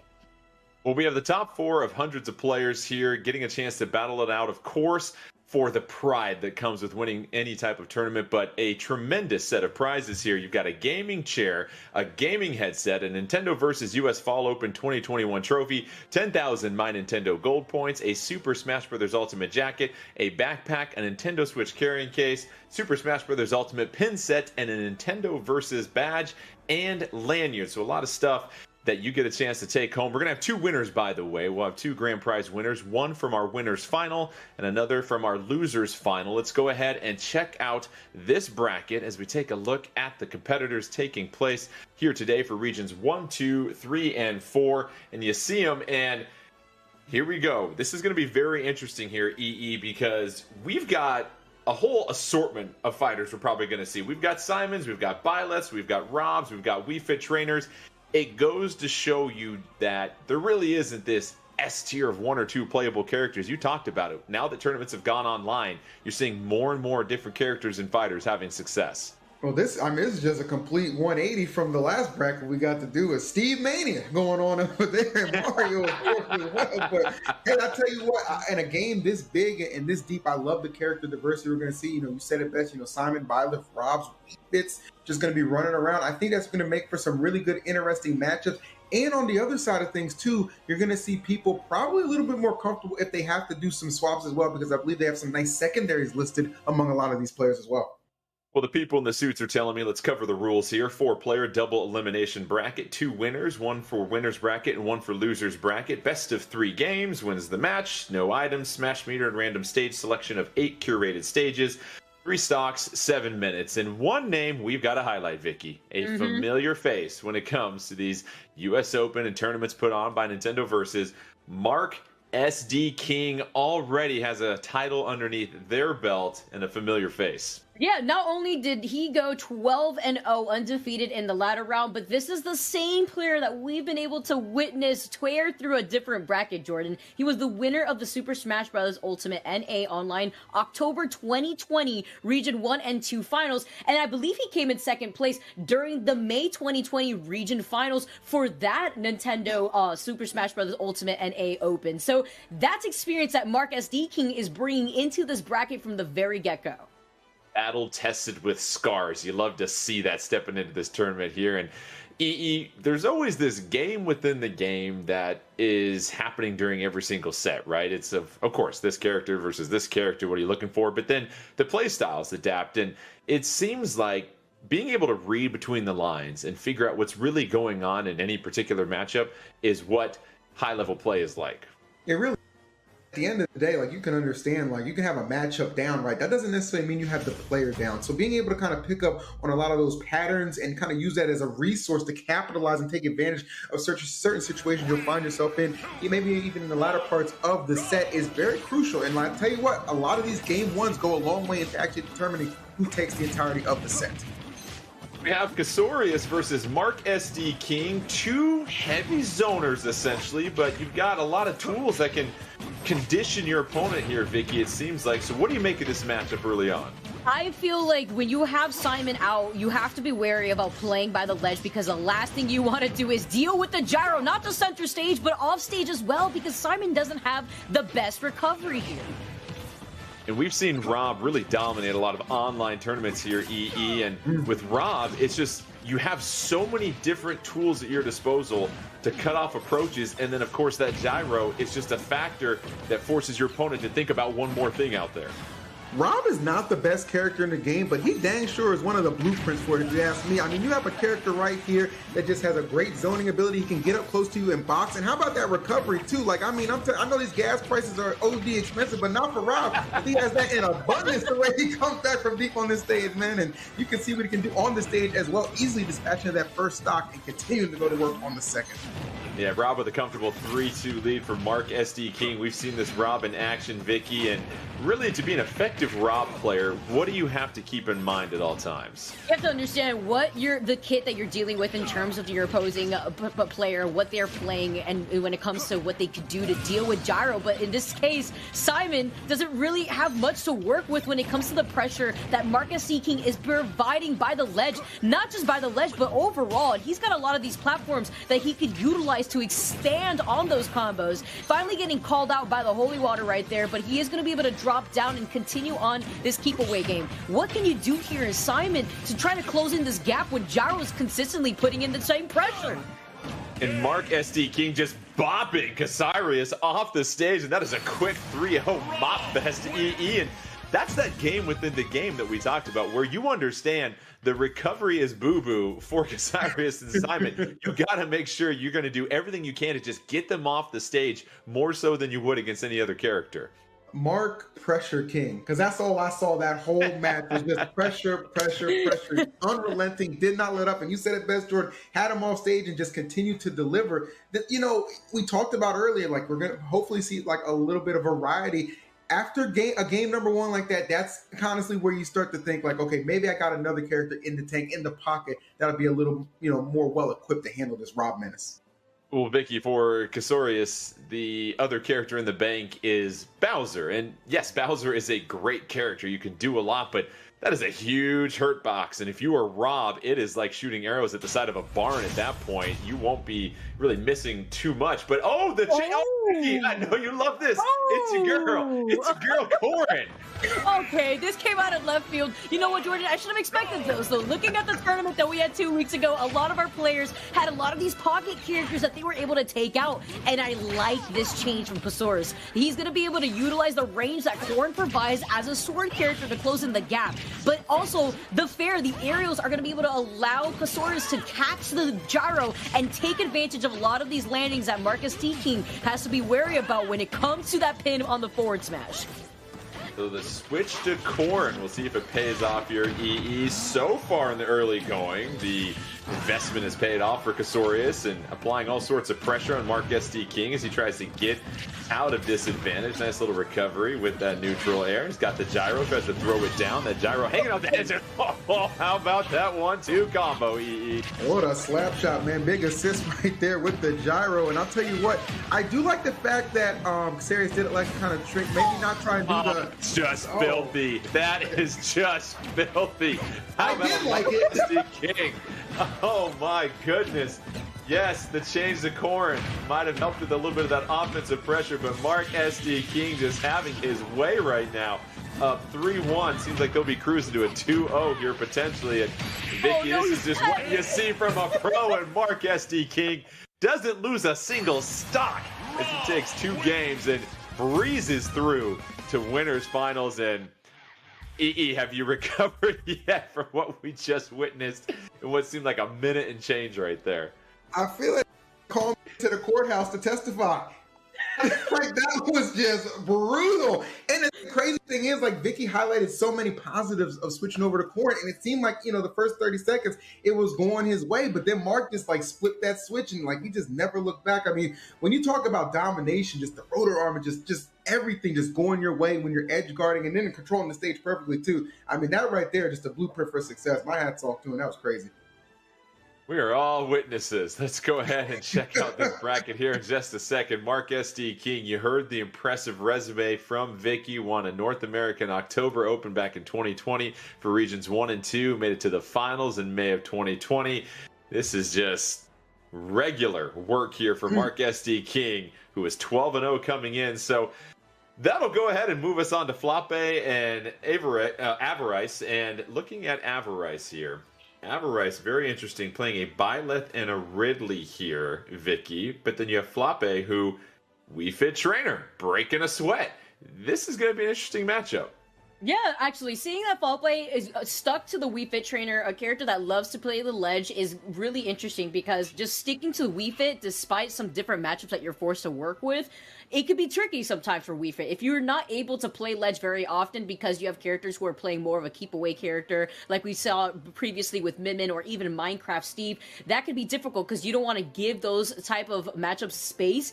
But Flappe has been able to do so, and he's a returning player who's done this before too, Jordan. Not only is Mark SD King a player that we've seen familiar in these tournaments, but so is Flappe. He's made it to the Super Smash Bros. Ultimate NA Online back in October of 2020. So earlier just this month, we saw Flappe try to make it out here. Unfortunately fell short and now has a second chance of redemption. We have Ridley versus Wii Fit Trainer, and Ridley, EE, give us a little breakdown here because, a little generous trash talk here at the beginning. And you've got Ridley, and this is, again, another large character, not necessarily the heaviest either, and you've got to be somewhat mindful of just how big of a hurt box you have. Yeah, honestly, Ridley can be pretty tricky too. Like, you know, there's a lot of characters in this game, obviously, like they're kind of utilizing the fact that they're a big body and like a little bit more of a tank, but you can really kind of finesse people a lot with Ridley, and you're going to see a lot of that too. The off-stage game very confidently displayed to kick things off. Avarice having no hesitation on that edge guarding attempt, and it pays off big time, only 27%. This is what I'm expecting out of Ridley. Yeah, Avarice out to a really fast start, and we just saw the aerial mobility, and that comes to what we've really seen develop in this meta here, Vicky, the ability to just dominate in the air, and Avarice just having no issues whatsoever, trying to take a second stock from Flappe, has no problem hanging off the ledge. Both fighters able to recover, though, Vicky. I think Avarice got the memo early that Halloween came early because Avarice is playing so scary right now, so aggressive. The side B to prevent Flappe from really being able to have the space for the Sun Salutation. Does have it activated anyways and is going to be playing the ledge. I like the way that Flappe just forced themselves back into the stage, but the way that Avarice has this lead already, an entire stock, and with Flappe taking that first stock away from Avarice, still sitting at 107%. Flappe just trying to take a deep breath, regain composure. Still a lot of time left in class here. Flappe now starting to get into a groove here, and this is, well, as soon as I say that, it's just a quick KO from Avarice, and this is what you've seen from Ridley. Just so much power if you can connect on some of those hits here, EE. 100%. And, you know, like I said, we're really seeing a lot of the damage being done, too, from Avarice when he's able to kind of get him off stage, too. Right? Like, that's been, like, the big decider, kind of clutched it out. And, you know, removing a lot of these stocks. And, you know, this could very well be another one. You saw the attempt right there, but gets a little too greedy, hand in the cookie jar, and gets absolutely obliterated, courtesy of that Pele soccer ball. Yeah, whiffs on that side B and a quick punish. That now makes it 1-1. Flappe sitting at 97%. Flappe able to string together a few more hits for a combo here. Nice job out of shield. Nice parry coming out as well, too, from Avarice. And Avarice is trying to regain control. And this has been an extended neutral. And now it's Flappe that's kind of gained control here of this final stock here, Vicky. Yeah, I really like the way that Flappe was playing that, actually so safe, passive-aggressive, not trying to overextend here, but has no choice but try to play from the ledge. But now notice how Avarice is doing exactly the same thing, almost a read with the up smash attempt to capture the roll from Flappe. Both fighters down to their final stock, trying to take that ever so important game, but the back air cleans things up. And how about the turnaround by Avarice here, EE? Able to just connect and string together some of those big, powerful hits from Ridley, and that was an impressive showing down the stretch. Love the fact he elected to go high rather than try and roll through. We saw that actually like a couple interactions ago get punished, but that time decided, okay, we're kind of down to those finishing blows type area. Let me get this back here. Let me go high. He didn't expect that, and that's where he kind of caught him off guard and was able to close that one out, because definitely Flappe was starting to kind of gain on him, and you even said it, Jay, was really kind of bringing the momentum back on his side. And Vicky, don't forget, it was a very quick KO to start this game. Avarice able to get that against Flappe. Flappe getting spiked against the stage. You feel like if you're Flappe, you've got to feel somewhat encouraged. Even though you took the L, you realize, listen, I can't give any charity stocks here in the beginning. If I can stick to my game, I feel like I've got the upper hand. Yeah, the way that they played that at the very start was really impressive because you have to imagine the mental boom from the very get-go, losing your stock so early, so quickly, and maybe not having the matchup knowledge that you would expect from Ridley. He's a very uncommon character, so you could really throw off your opponents. But the way that Avarice was able to still maintain in control and then Floppe to reiterate that and kind of slow down their own gameplay, it didn't let it get to them. They still managed to stay in the game and still try to figure out as much as possible because they know that they have another game just in case to work with. In EE, it seems like whenever Floppe is in disadvantage, Avarice is just chasing them. You figure you've got to change some of your landing options, some of your recovery options if you are Floppe, because midway through that last game, it really seemed like Avarice was doing an excellent job of just reading the recovery options of Floppe. Well, I'll tell you what, the one thing I think could help too is less defensive, defensive returns to the stage and stuff like that. You be aggressive on some of your approaches, right? Because a lot of times if somebody has pressure on you and they're figuring you're in disadvantage, you're just struggling to just kind of get your footing back. They're just going to assume you're going to pick something that's like super passive. No, just throw out a hitbox and just see what's going to happen. Try and space it as well, but don't be too passive. Like it's okay to be aggressive on some of those instances. I'm telling you, it works out more often than people think. We just saw how aggressive Avarice was, Vicky. I mean, lost to stock because they were trying to side B off stage and they were quickly punished for that. Had no problem chasing Floppe off the stage. And I figure you've got to use that knowledge if you're Floppe and try to adjust your game and have a different approach when you are knocked off stage. Yeah, understanding that they're playing extremely aggressive off stage, like what EE was saying earlier. You want to make sure you can mix it up. You don't want to just defensively go back towards the ledge, understanding that you're playing very passive, that you're not returning fire in that situation. So noting that and noting how aggressive Avarice was, you want to use that to his disadvantage. You want to make sure that he's giving up stage control. So in that turn, make sure you manage to get back to the stage and you can punish Avarice for being able to get aggressive off the stage. All right, well, we're still calibrating this matchup here between Avarice and Floppe. Avarice with that Ridley taking the first game. Winner of this one will move on to winners finals to take care of business, hopefully, or potentially against Mark SD King, who looked dominant in their first matchup. And this is what we're going to see. These different fighters, different characters. We've seen some switches here. And now with the Ridley, this aggressive Ridley EE, it seems like you've got to be very accurate if you are going to be that aggressive and chase and try and link together all these aerial combos when you're chasing someone down at disadvantage. I think Avarice has already shown, like, look, I have no problem taking some risks. Like, you saw the SD that we saw earlier, you know what I'm saying? Just anything to just try and get the stock removed a little bit quicker. And that's the thing, like, when you're playing these heavier type characters, you already know, like, your hits just do more damage, right? You try to utilize and maximize that. And when you're under duress, you know, you're putting people in situations where just uncomfortable. That's where you're seeing a lot. Even that first stock in the first game was a perfect example of that. You got a big body like Ridley just chasing you down off stage. He gets rewarded because he's just so aggressive and you're just kind of scrambling to get back. And before you know it, you're back, but you're a stock down. Vicky, for people not too familiar with Wii Fit Trainer, what type of game are they trying to play? What are you trying to really put yourself in a position to do throughout the match? You're playing very passive-aggressive. You're holding onto the ledge. You want to make sure that you could utilize the ball to put in the pressure from far away. Ridley, being a big-bodied character, is more susceptible to getting hit in a very familiar way from our previous region when we were talking about Mewtwo, but isn't the heaviest in those terms. So because of that, you have to note that you don't want to be taking too much damage. And Sun Salutation not only helps heal Wii Fit Trainer, but also boosts those attacks, makes those attacks hit a lot harder, and you want to prevent that from happening, or else you're going to let Wii Fit Trainer run their own game. And speaking of running their game, EE Wii Fit Trainer, we mentioned a very athletic fighter, very mobile, has some pretty decent foot speed. Never really got a chance to showcase that because it seemed like Ridley was doing a really good job of, again, pressuring to the point where you were always reactive and on the defensive rather than being the one that's dictating the terms. Yeah, it's interesting because, like, it felt like the last maybe like 30, 45 seconds of the game, it felt like, you know, we finally saw Wii Fit kind of get to put in a little bit of work, you know what I'm saying, trying to mount the comeback. But what I want to see like more of that aggressive nature, more of that, you know, offense being ignited earlier, like right out the gate, you know what I'm saying, being smothered, you know, in the opening, you know, first 30 seconds or so. That can really dictate how the rest of it's going to pan out. So you have to be able to kind of strike right out the gate and hang with this Ridley, who's already proven to be incredibly aggressive. Hopefully this game number 2 will give him some success in that area. Looks like Floppe and Avarice are ready to go. So Avarice dipping down low, gets back up on ledge, and this is Floppe with a little bit of stage control early on here, and already racking up 43, and it seems like now that passive aggressiveness has turned into more aggressiveness here, Vicky. You can see the way that Avarice is just not letting Floppe have that space. Floppe forcing Avarice to chase after them. But with these platforms here on Town and City, Jordan, you're going to have a lot of mix-ups with the approach that Avarice is going to have to his favor. Flappe planting Avarice and able to try and connect right there.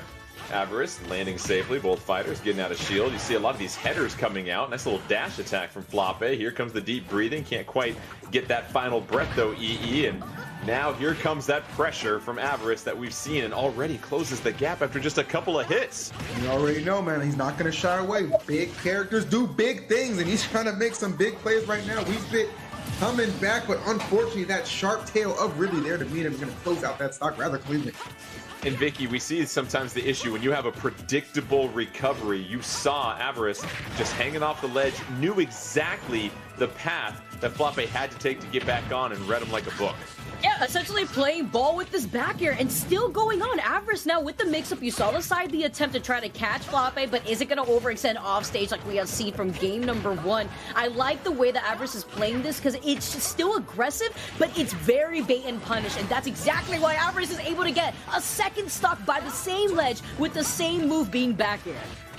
Copy-paste the drop back air off of ledge, and that is just giving Avarice all sorts of control in the second game. Avarice trying to close this out and take on Mark SD King in the winners finals.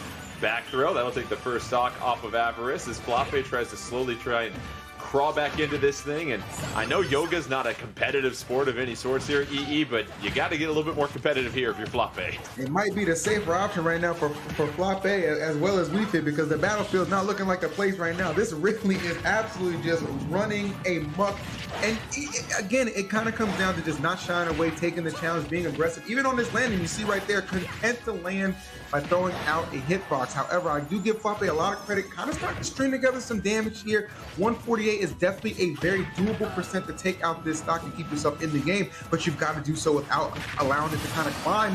And nice, keeps it sub 100, recovering a little bit of percentage as well, and still making this a close contest. And Flappe quickly, Vicky, has now made this a very close game. What was once 3-1 is now 1-1, and Flappe trying to close that gap. But Avarice getting a little bit more stage control once again. Misses with the dash attack, punished by the up throw, able to connect into one hit there. But here is the patient out of shield option, and that is enough right there, Vicky, as Avarice is moving on. Very, very slightly did we see Flappe even approach without the sun salutations being unlocked, but unfortunately right there when Flappe started gaining some momentum, jumping around Avarice's shield was not the move. The up smash out of shield being the best answer to kind of keep themselves away from Avarice, and that was the best way that Avarice was able to close out that entire set, 2-0. So Avarice, as you mentioned, closing things out 2-0. We'll get a chance to take on the battle-tested Mark SD King as we take a look at the updated bracket winners finals. This will be quite the matchup. You've got Mark SD King with that Rob that just completely wiped the floor with Caesarius, and now Avarice will get a chance to take on Mark SD King, and that'll send Flappe down to loser semifinals against Caesarius here in just a moment. So here it is, Rob versus Ridley, you figure. This is fascinating here to me because, yes, Rob has got all these options here, EE, but we've seen Ridley, as soon as you can get a couple of hits, you rack up the damage, and Rob is not the smallest target. No, not by any means. I think the big thing for Avarice here is going to be like, what do you do when you're off stage? You know, obviously, Ridley, nothing too special with that recovery, right? Like, it's efficient, but it's nothing too special. You're going to see a lot of times that Mark is going to elect to just try and interrupt with that gyro and then go for some spikes to follow up some of those dares, which can be very deadly and make it that much more difficult to come back from. And not to mention just being able to control the stage so well, again, with the gyro, with the projectiles, the laser beam, like so many things kind of work in the favor of Rob. It's really going to take a more of an effort here for Avarice to get the job done. Not impossible, but you can clearly see a little bit of a disparity just in how the matchup itself is going to pan out. And Vicky, we saw Avarice use that hang on the ledge, drop off, back air to get 2 KOs in that last game here. That's because Wii Fit Trainer, somewhat predictable recovery. You're going essentially vertical for the most part. Is there enough of deception that Rob has with his recovery to avoid a similar situation? Because we know Rob burns a lot of fuel, as EE said, but can Rob do enough on some of those deep recoveries to stay away from that back air? Absolutely. I want to highlight what EE was saying about this matchup. I think Rob definitely excels. It's not impossible, but definitely excels in terms of the tools that Rob has in comparison to Ridley, because you could mix up your recovery. Rather, Ridley also has a very linear recovery, similar to Wii Fit, where you're going to be more vulnerable and susceptible to getting spiked by Rob's down air. Then you also have a rather large hurt box because you're a big boy, so you have to watch out for the Rob side Bs that we had seen Mark SD King utilize in just the first set. Ridley versus Rob. Avarice versus Mark SD King. Mark SD King, as he said before, has been a champion before. We're going to pause real quickly, though. Just give you a little teaser right there as they go ahead and reset things in just a moment. And that's the thing we see from this Rob EE is this isn't I'm going to be patient and keep my distance and throw out some gyros and maybe some, neutral Bs to keep you at bay. This is a very aggressive Rob that Mark SD King has out there that really doesn't have a lot of weaknesses, to be honest. No, and the crazy thing about Mark is too, like, you keep highlighting, battle tested. That's a big thing here. Like, he's been in this situation plenty of times, whether it's resulted in a second place or first place finish. Like, he knows kind of what it takes to get the job done in this atmosphere. And, you kind of give him a target like Ridley, who, again, yes, really, pretty solid character, but just doesn't have the tools to really, you make a tier list. They're not in the same stratosphere. It's just what it is, you know what I'm saying? But that far from always determines how the match pans out. Obviously, a lot of skill, strategy, and just patience, along with some innovation is kind of how a lot of these sets can be determined. But it's going to take a lot for really to get this one done, because Mark he's a different beast, and we've seen him just have so much success here. It's hard to, bet against him. And it will be fascinating to see what happens, because you have that experienced Mark SD King. But we saw enough from Avarice that Ridley can be pretty scary in the hands. And going back to understanding your matchups, Ridley, of course, one of the original new characters of Super Smash Bros. Ultimate. But you're curious how much experience Rob has against Ridley. And with Ridley here, Vicky, where do you compare against Rob in the air? Can you win that battle if you try to make it more of an aerial matchup rather than a grounded fight? Where are you looking for your advantages if you are Ridley?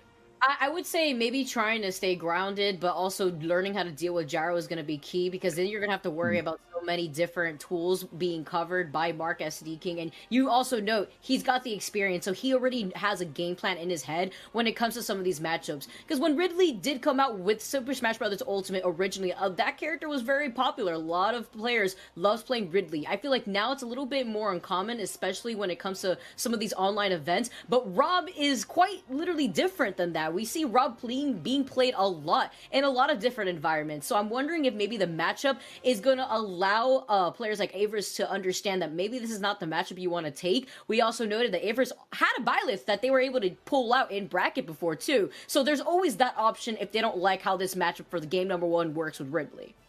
Yeah, and that's what we saw in regions 5, 6, 7, 8, right? EE, where we saw someone go with Steve against someone's very, very talented fighter, and then all of a sudden you decide to make the change against that Min. You go with the Mario that closes the gap, and boom, you 2-0 them. So I wonder if this will be another situation where, all right, first game, we'll see what happens. If it looks like I'm clearly out of my league and I don't have the tools to compete with a Rob, I do have that secondary character to go with, and that's why it's important to have that secondary main, I imagine. There's when you get 3 stock, you should instantly be thinking something else. Like, can I just keep it real? If you get 3 stock, you have to be thinking something else. You're in a best of 3, so and I like best of 3s because it forces you to kind of adjust and adapt and think even quicker on your feet. You know what I'm saying? Like, you have to kind of get the job done more so immediately than down the stretch. So, it does kind of come down to, do I want to utilize one of my secondary characters if game 1 doesn't go so well? Or do I just put my full faith into what's pretty much brought me to the dance? It's a hard thing to kind of balance out, but at the end of the day, you got to go with what you're more comfortable with, and you live with the result, man. That's what it is. Vicky, what are you looking for when you choose a secondary character? Are you looking for somebody that maybe covers up the weaknesses of your primary character, or are you looking for a completely different play style to throw a curveball to your opponent? How do you decide upon a secondary? Competitive wise, on paper, that is the best option you want to do. You want to make sure you play a secondary that covers the bad matchups that you feel like you struggle with your main. But from my advice here, because I also play multiple characters in Super Smash Bros. Ultimate, play who you love having fun with, while also understanding the weaknesses of that character. And who knows, you don't just need a secondary character in general. You could also have a third character that you feel comfortable with. You could play over 80 fighters here in Smash Bros. Ultimate. So that's the beauty of having a plethora of so many characters to choose from. And it's a lot of characters to understand, EE, because it goes back to, again, you've seen this at the highest level. It seems like the best players, as well as they understand their main, they understand their opponent's matchup, their opponent's tendencies just as well as their very own. Yeah, look, again, I said this at the beginning of this, broadcast, like it's one thing to know a matchup, it's a different thing to know a player. So, really every single stock is just so crucial because you can pick up on something. And there's a lot of situations too where you can kind of condition somebody to maybe like expect, oh, he always rolls off the ledge, always rolls off the ledge. That one time you don't, that's when you hop up and you just get like a free punish in a situation like that. Or you keep a stock alive in a situation where they're really determined to get that KO. Like there's definitely layers to it, and kind of being able to understand and kind of weave your gameplay to kind of, accommodate that, just such a big part. And why you see a lot of these competitors are just so good at just switching it up and adapting on the fly. And Vicky, we've been singing the praises of Rob, but what are you looking to try and do if you are Rob? How are you trying to play and condition your opponent? I mean, are you zoning? Are you boxing? Are you dashing in and out? What are you trying to achieve as a Rob? The beauty about Rob is that you could do both. So in that situation, one thing that you want to avoid is something that we had seen from Avaris, who he had those backers, especially dropping down from the ledge. Putting out a barrage of those backers was a lot of pressure, especially if you're recovering low and you don't have the best recovery. But in this situation, Rob has a lot of gas in the tank to mix up that recovery, so he doesn't really struggle in that way. And you also have to respect that gyro coming out if the gyro isn't already on the stage. You have the side B mix up too if you put yourself off stage, especially as a big body character. The side B connecting is going to have a much more probable chance whether you jump or you don't, and that's going to be up to Mark to get that read. So as Rob, you want to make sure you can maintain that pressure in the air. You can maintain your game plan with gyro, kind of baiting out these options that you're going to be covering, like we had seen from Mark in the first set where he had the gyro by the ledge. You don't want to get neutral get up because you're going to get hit with the gyro, and then Mark SD King is going to go for that bread and butter follow-up, or you're going to get put off stage, which is still a bad situation for you if you're playing Ridley against a character like Rob who has that down air spike. Going back to what you've experienced over the past year and a half, where, both of you, Vicky and EE, have called so many of these live major tournaments, and now so much of the game has transitioned to online because of the environment that we've all been in over the past year and a half. Reiterate again what you're seeing in this mass transition to online play and how it's really opened up the eyes of so many different players and competitors and viewers. Well, I mean, again, I'll continue to say this. I think people, if anything, it made people more motivated. Like, I swear, like, some of the people I know and some of my friends, they're just stubborn with their mains, bro. They're just like, no, I'm going to make this work. Like, I know we have, like, a bunch of different options. And everybody likes to get the DLC and play around with it, too. And, of course, like, that's what makes the game so fun. That's why it's one of the best games ever created. But it's the fact, too, that you're able to just understand, like, okay, I have access to play so many different people, get experience with so many different playstyles, so many different characters. Why not utilize that? So even when I do get an opportunity where I could come back, even like in an offline fashion too, I'll be so readily prepared and equipped. And that's one of the things I've loved about what came out of kind of like this Wi-Fi era is the fact that people, they didn't just get stagnant or get worse, they got better.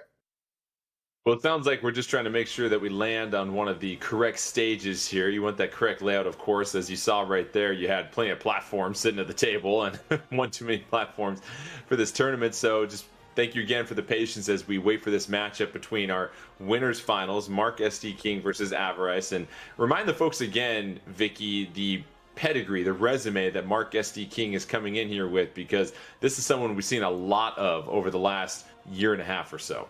Yeah, not only was he the winner from the October NA 2020 regionals finals for the first region and the second region, but he was also a runner-up, getting second place in the May Online Open in the 2020 year for the same region, Region 1 and 2. So Mark SD King has had all the experience within these events, and that's why he's consistently still trying out to get those prizes, because he sees it. He sees the end in sight, and he knows that he could be able to, he's able to obtain that status as a competitor.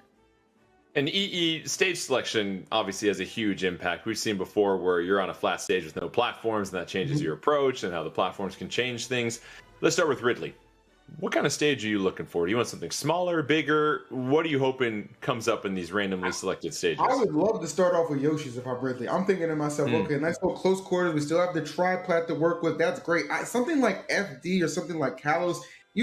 Rob has too much space to operate. Like he has way too much space to operate. He can control the pacing, like use those projectiles to full advantage. Like that's just not what you want to see. And yeah, I know it's RNG. Sometimes you can't really control it. You got to roll with the best thing. Some good middle ground though. Give me Smashville.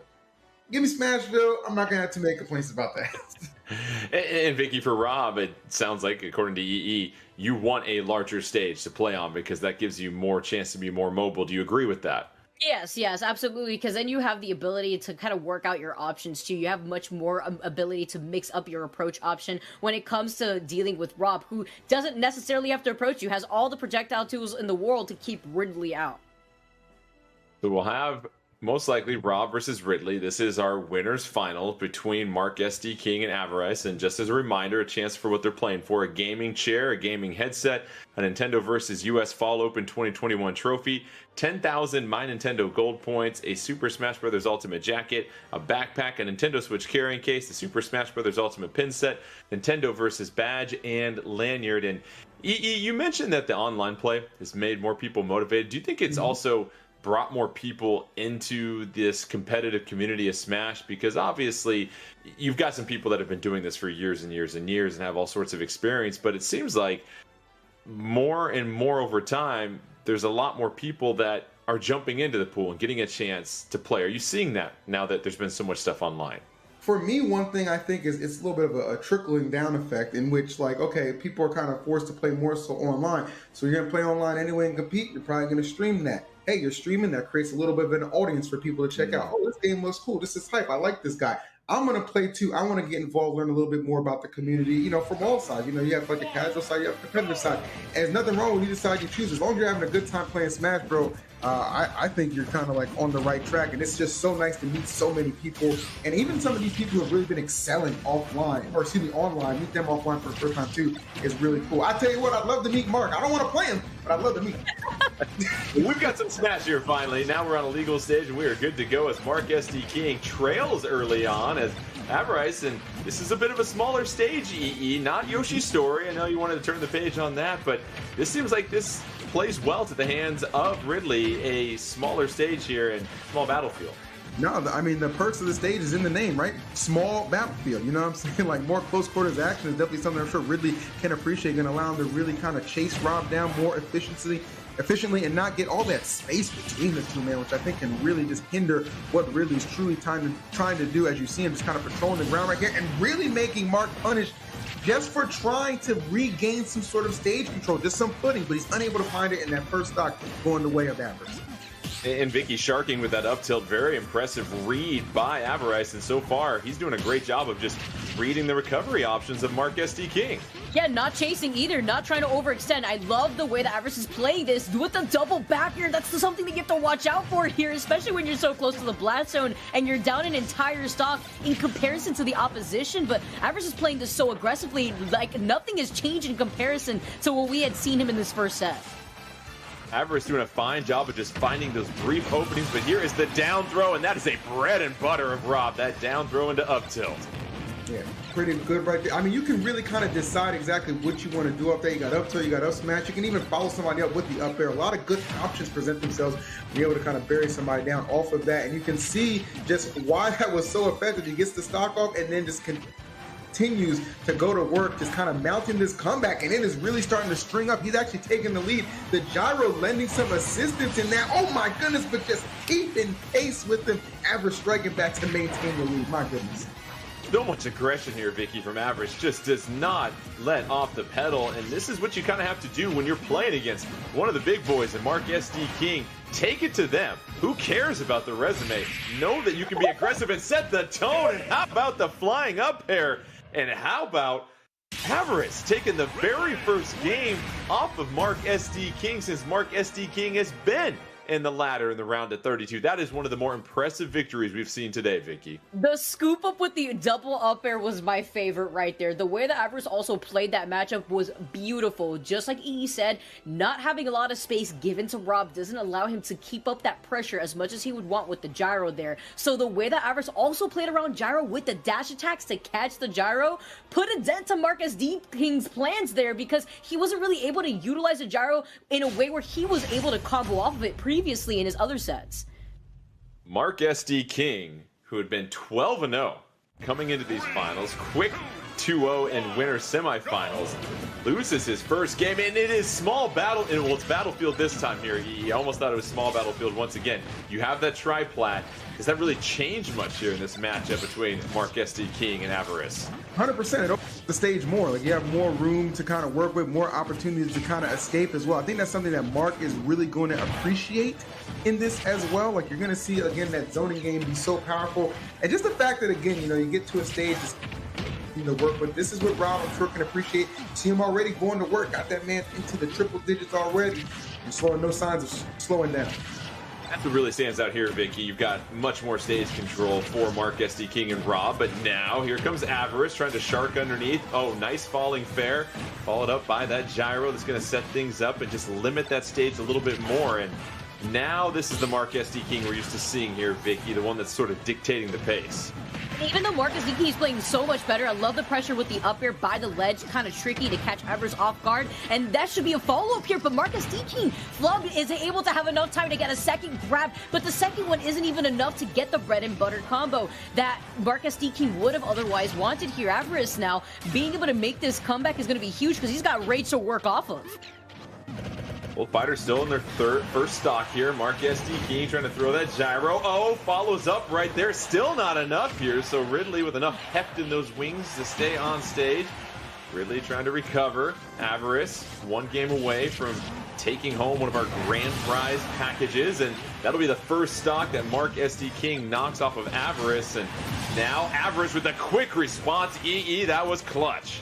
Love to see the immediate retaliation. Such a close game between these two, man. Nobody really getting too much of an advantage, just keeping it about as close as you would expect. Again, you get these kind of winner's finals, you expect an evenly matched type of field, and that's what we're seeing thus far. Stage really has not played as much of a factor in really hindering Avarice, I want to say, more so aiding Mark and at least being able to get his offense more consistently, but still, you're just seeing this Ridley having no problems getting in there when he so chooses to.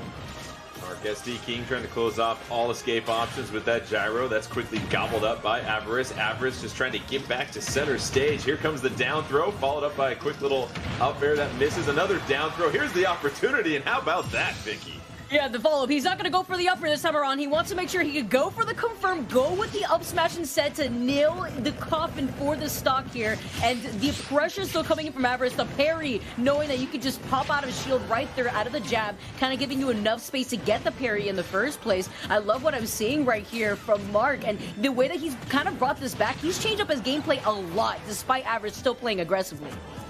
Avarice trying to hang on and get one quick KO to essentially reset this game. And yes, he does. So EE for the second time in this game, a quick KO to make it even stocks. But now Mark SD King quickly establishing control on this final stop.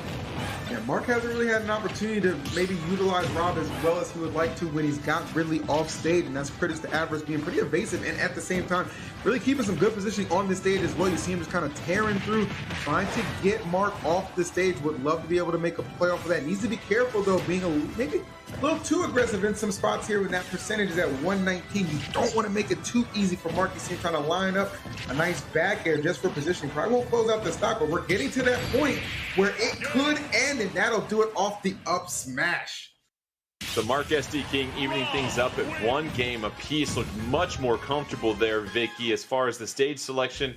Had some breathing room to really set up some of these gyros to really condition Avarice. And now it gets to a crucial game 3. And it seems like the stage is going to play a huge role in determining who has the advantage between these two. You saw how much a little extra room goes a long way for Mark in that set, and I like the way that he made some of those adjustments. Even though he was missing some of those conversions, he still was able to keep up with the pressure that Avarice was putting on him originally after the first game. And of course, since it is first to three here, or rather best of three here, Jordan, you don't really have a lot of time to work with in this set in adjusting, so props to Mark for making that adjustment already after the first game. Pokemon Stadium 2, still plenty of room for Rob here. So now the adjustment for Avarice is, how do I continue to be aggressive, even though Rob's got a lot more room to work with here at EE? And there's the changeup on the recovery option. Mark SD King not going to fall victim to that falling back air, EE. No, Mark is, obviously, Vicky and you ran down the resume. Like, this man is very polished, very studied, and he's been in this situation plenty of times. Expect a lot of adaptation. I said it for both of these guys, too, right? Because it's clear that Avarice is not just trying to be all willy-nilly and force the same old options himself. He's definitely done a lot of good mix-up, especially with dealing with the fact that gyro can be such a problem on the stage as well. Oh my goodness, that get-up attack actually maybe keeping that stock intact. That could have been an early one right there, but a good, strong showing from both right out the gate. Down thrown to the back here, sends Mark SD King off stage, and how about the connection there while hanging on the ledge? The dash attack was effective for Avarice. Avarice is trying to read this recovery option. Mark SD King gets back on stage, charged up laser. Avarice has to eat that down throw into the up smash. Vicky, and that down throw is just so devastating. It is, and the perfect tool that sets up for it is the gyro that puts in the pressure, forces you in shield, and look how Mark is just continuing on with this lead, this aggression, basically changing the tides here when it comes to pacing, and that's what happens when you have some extra space to work with too with this different stage. Mark SD King, one stock advantage over Avarice, racking up the percentage also. This will be some terrific extra credit once the stocks become even, and there's that side B that connects for Avarice, so now it's 2-2. Can Avarice get back into this thing here, EE? And it just seems like Rob is doing such a great job, Mark SD King, of just cutting off some of these aggressive approaches. Yeah, what we're seeing is primarily a lot of what we thought we might see in that first game, though. I do stand by what I said. I think the stage had a big hand in how that first one went. It was a two-stock, by the way, of Avarice. But, since we've seen these stages in the last two, in Battlefield and Pokemon Stadium, more opened up. You're seeing Mark, plenty of room to work with. Look at that, even just kind of delaying his return to the stage, using that platform as well to his advantage, even just kind of get some strings and combos going. I mean, this is just one of those situations where if you're Avarice, you understand, okay, I got to make a play sooner rather than later. Might have to call him to get a little aggressive. I thought that might have been the stock right there, but he's working on it.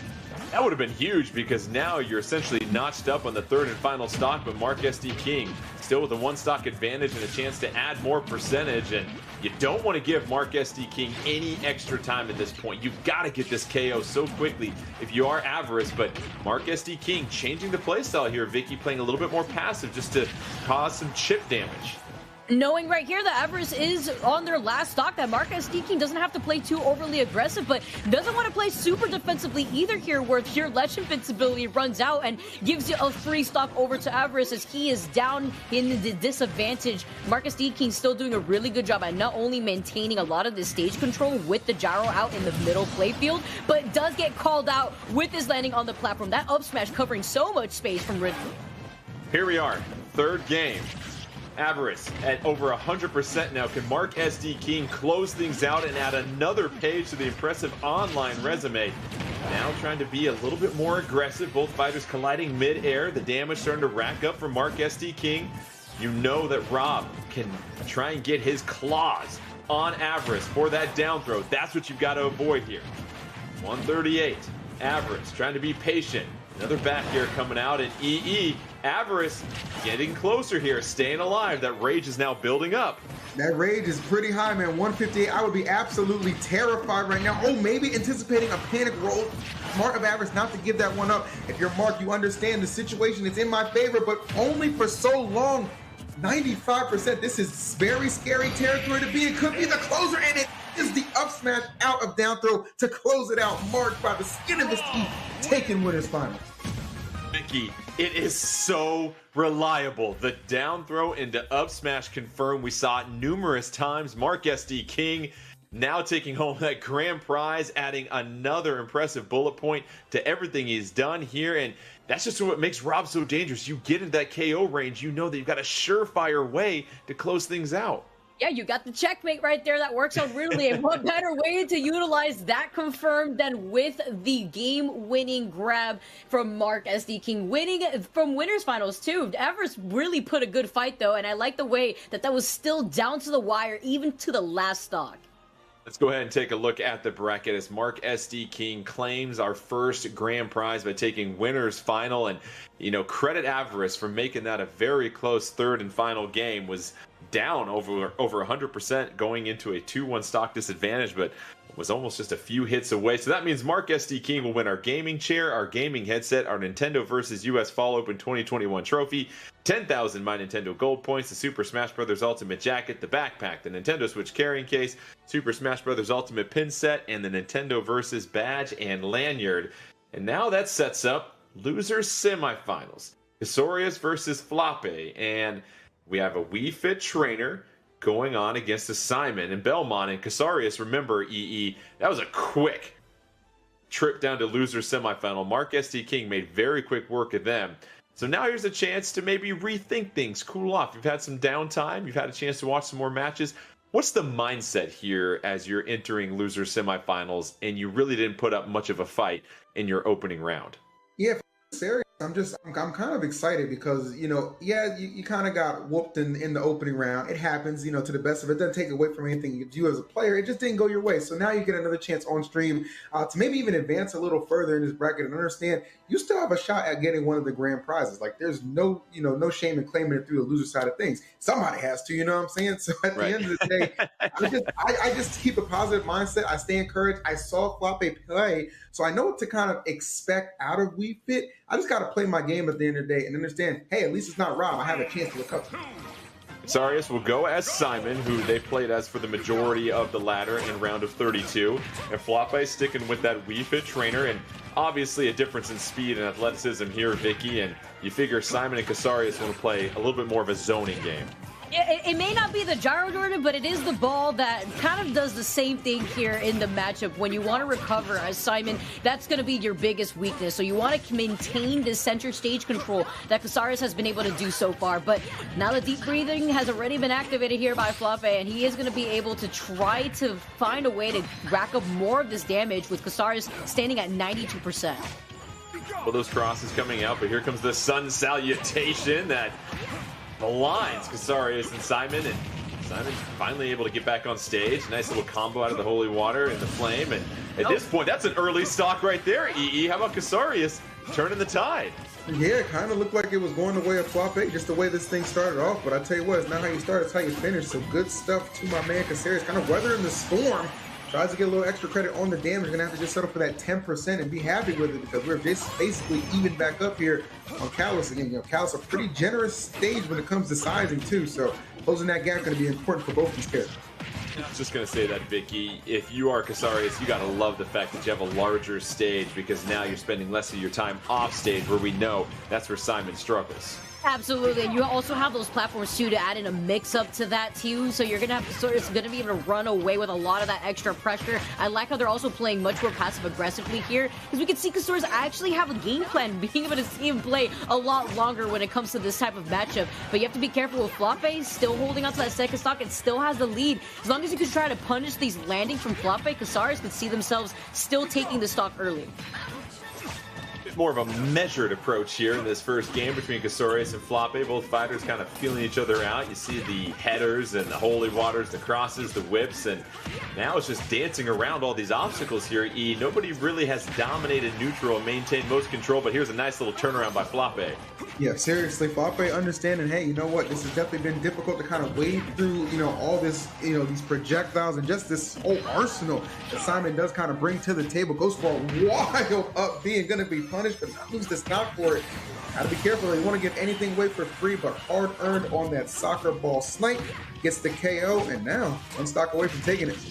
Count one goal for Flappe here. Now 2-1 stock advantage, trying to chase down Casarius. Casarius, oh, it's another sun salutation, and that's the issue here, Vicky. If you're going to be a zoner like Casarius, you have to make sure you aren't dealing with all these projectiles and taking so much damage from them. Absolutely. When you're forced to jump, you know Flape's going to be ready for that. But the retaliation, the aggressive way to land right back and set Flape, put him back in their place here, now is going to force Flape to be in the disadvantage. And actually, surprisingly, trying to land on Kasaurus, that was risky, but still manages to maintain not only that stock lead, Jordan, but maintain the lead in the set, taking game number 1. And it just seemed like EE that Wii Fit Trainer just a little too quick for Simon. Yes, Simon's got all these different tools and different projectiles that come in at different angles, but it really just seemed like Wii Fit Trainer was running laps around Simon. And now if you're Kasaurus, maybe you think about a change. You saw the change to Corrin earlier, but that didn't work out against Mark SD King. And what do you do? Because if you get stuck on a small stage, you're really in trouble. That was one of the more larger stages that you could possibly get, and you still couldn't quite dominate or maintain control of neutral for most of that match. If I had, the crazy thing about that is too, like if I'm, on the side and I'm thinking, okay, I would want that amount of space, you know what I'm saying? That's what I want to operate with, but it really just didn't make any much of a difference. It's almost like it delayed the inevitable, the way Flape started to kind of go off when they really started to connect those hits. So it's definitely a challenging affair here. You kind of got to think, okay, do I want to switch things up? It looks like the answer to that is going to be yes. Getting a smaller stage as well with Corrin, not a bad thing by any means. I definitely, didn't have the best showing, and I think Mark did deliver a 3-stock. But, this is a different opponent, a different kind of mindset you have, and you're a different place in the bracket, too. Like, just play your best, and, some good things could happen. But Flape has definitely looked impressive. So far, it's a quick KO. The short ceiling here, Vicky. And how about Flape, the combo that led to that? Why is it every single time we see the cord come out, this is the result from the very beginning? This is the commentator's curse. Is this what I'm witnessing right now? And even the side B attempt to try to get back to the stage aggressively. I like the high recovery, but at this point, you know that Flape is going to have not only the stock lead, but have the ability to force Kasaurus to approach them in this situation because they're down to stock. And the one thing that cord really does have to work with is that range on the pin, but it's very laggy if you want to do it. If you want to try to rise with it, you're just susceptible to getting hit even more. Now Flape's up by 2 stocks. And unfortunately, this is not teaching tape if you're thinking of Corrin as a main. Unfortunately, Flape and Wii Fit Trainer have just been bopping Kasaurus all over the place, and Wii Fit Trainer just so athletic, so many different options that they can throw out here. And I know that hurts your heart, Vicky, as president of the Corrin fan club here, but you got to give credit to Flape. It's just the way that they were able to play with this aggressive playstyle has only taken 45% here, EE, and still on their first stock. Just absolute dominance. Yeah, I mean, this is a dominant display. Like, there's really just no other way to really describe it. And, you're going to see a lot of times, too, now, Flape, he's going to try and get a little cheeky with these kills. These stocks taken. You know what I'm saying? He's going to go off stage. There's no reason not to. Like, you have so much wiggle room. Even if you do happen to drop this stock first, you still have a whole 2 more to work with. Like, there's literally nothing that right now Flape has to worry about. It's just kind of like, just laying the inevitable at this point.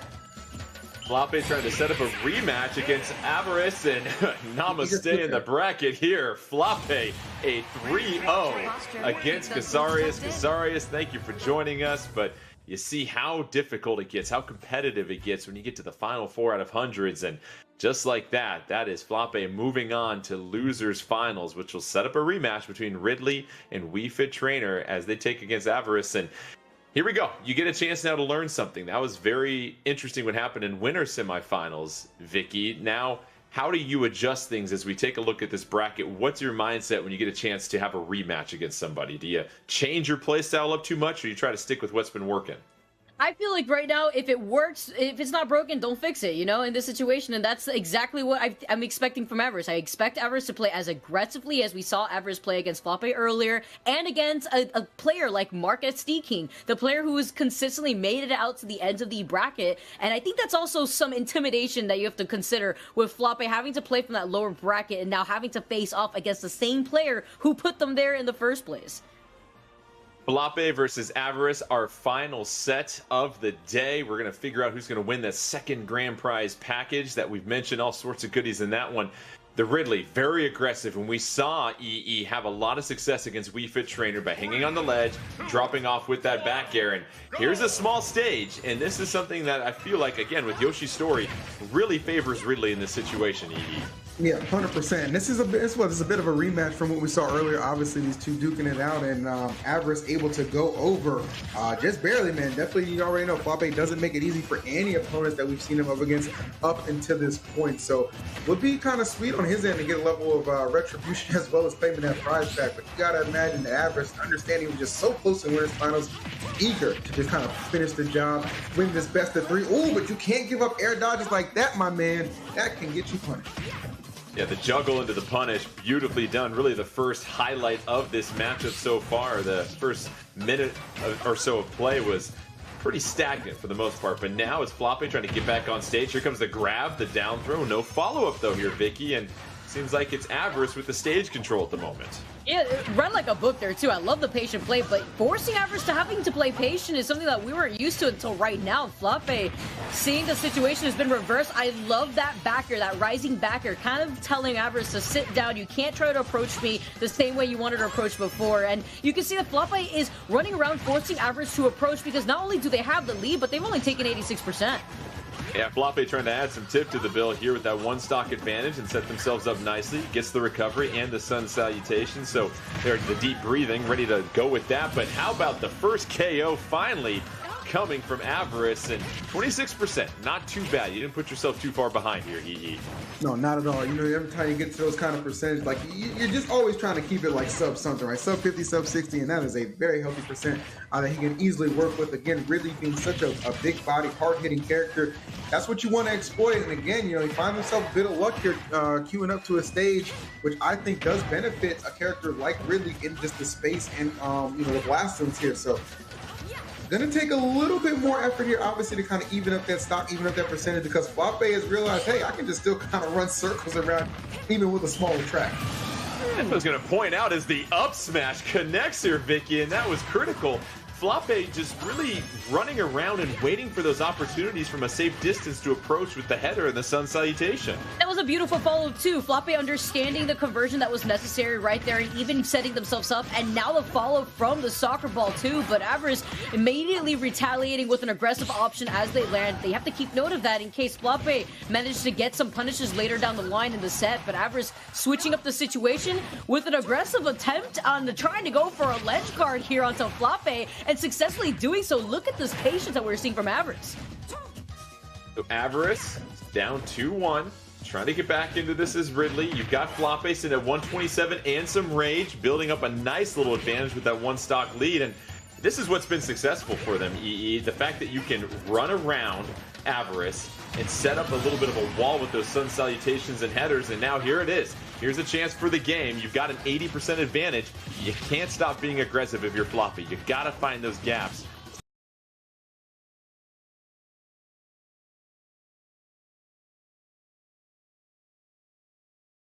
To approach with those headers. This is kind of where you got to put this stock away, and I think that's going to do it. Yes, sir. I will say, though, I did notice a couple of panic options. It seemed like they're trying to just kind of force the advantage with some side Bs and some whiff smash attacks that Avarice was throwing out there. So fortunate to get to that last stock, but unfortunately the percentage a little too much to overcome when Sumāfī was playing that solid. And Vicky, that's a great confirm, that down throw to plant and then follow up with a smash attack. It is so useful having one of those tools in your back pocket, one of those absolute confirms that not too many characters really have. When you get to that situation, final stock versus final stock, you've got them within KO percentage. You know if you can just get your hands on them with a grab, it's basically curtains. Yeah, Avarice is looking back at the set that he had with Mark SD King, was like, you started this, and Sumāfī taking notes, basically doing the same thing with another character. But that's the trade-off when you're playing a big-bodied character like Rob, basically, but Rob just has different tools. But with Ridley, your hurt boxes are large because their character is large, so you're trying to work around a lot of these projectiles that you have to deal with Wii Fit Trainer and Rob, and you're kind of meeting the same fate with these confirmations. The Sumāfī with a little bit more real estate to run around with here, EE, so I'm curious as to see how that'll change as the up throw leads into another connection on the juggle here. But it is Avarice who's finally getting into some momentum, and if you're Avarice, you just have to not let Sumāfī get away, as you see it right there. How about the chase and the pursuit by Avarice, EE? Yeah, he had that lock and key, bro. Those wings were locked on, and the target was definitely found on that. Great exchange and great response, too, from Avarice. This is obviously something he's going to need to kind of force this game number 3, a hot start. And really, if he can kind of keep up this momentum, he has a good chance to finish this game and take it headed into game number 3. You can tell just the way he's playing, man, that's exactly where he's looking to go. Avarice with the quick and early KO. We saw that in a previous game in winter semifinals when Avarice was victorious in that set, but now it's 2-2. Sumāfī didn't lose too much ground with that second stock. Sumāfī now trying to maintain stage control, does a fine job, but however eats that up tilt. And now we've seen this string before, Vicky. It is so beautiful, and Sumāfī able to get into it. Sumāfī heard us talk about Avarice so much about that aggression that Sumāfī wanted to replicate that right now, and he's able to do so despite being down that stock at first. You can see the way that he's not only evened this out, but put himself in the advantage. Now Avarice is going to be answering back. You see Sumāfī having those platforms right there to try to utilize it, but won't even have the opportunity to do so. Now Avarice is up in the lead again. And these are some narrow KOs that we're seeing from Avarice. I mean, at 118, that is clutch to get that EE, and that could be the difference in these types of games if you're just a few percentages off versus letting them live. And so now, if Avarice, the goal here is you've got to make sure you just build up as much as you can before you get to that final stock. Pretty much. Actually, funny you mentioned the percentage, like, just how crucial it can be to be at that right percent just to survive. And that's kind of what ended up, giving Avarice the victory narrowly in that first exchange that we saw early on the winner side of things. But now a reversal of fortunes as opposed to how this thing started right now. My man Avarice definitely trying to get on the board. 142 is the percentage. Tried to keep some space. A little ill-advised though, throwing out those fireballs on the platform because Sumāfī had a clear beeline just to take that stock and did not let it go to waste.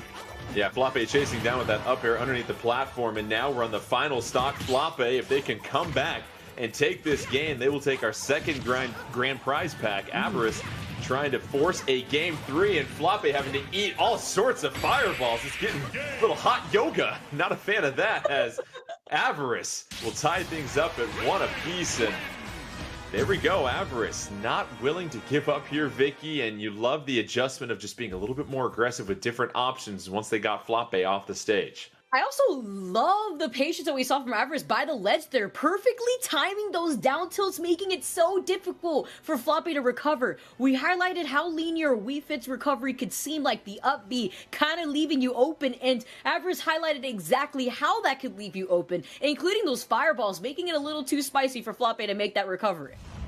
That'll bring us to a third and final game 3. It's what you sign up for when you go ahead and enter these tournaments. Some drama going into losers finals. Winner of this game will take home the second grand prize pack. Let's go ahead and run it back on the same stage here. And EE, did anything stand out to you as far as an adjustment needed by anybody, or is this just, hey, run it back and the better player wins? I thought Chris did a fantastic job playing the platform as well, because he not only used it as like kind of a withdrawal, like for defensive purposes, he was approaching off of them too, right? Like in catching a lot of times, Sumāfī was catching some of those approaches as well. So basically, oh my goodness, I was basically great side B there, just basically utilizing it for both offensive and defensive purposes.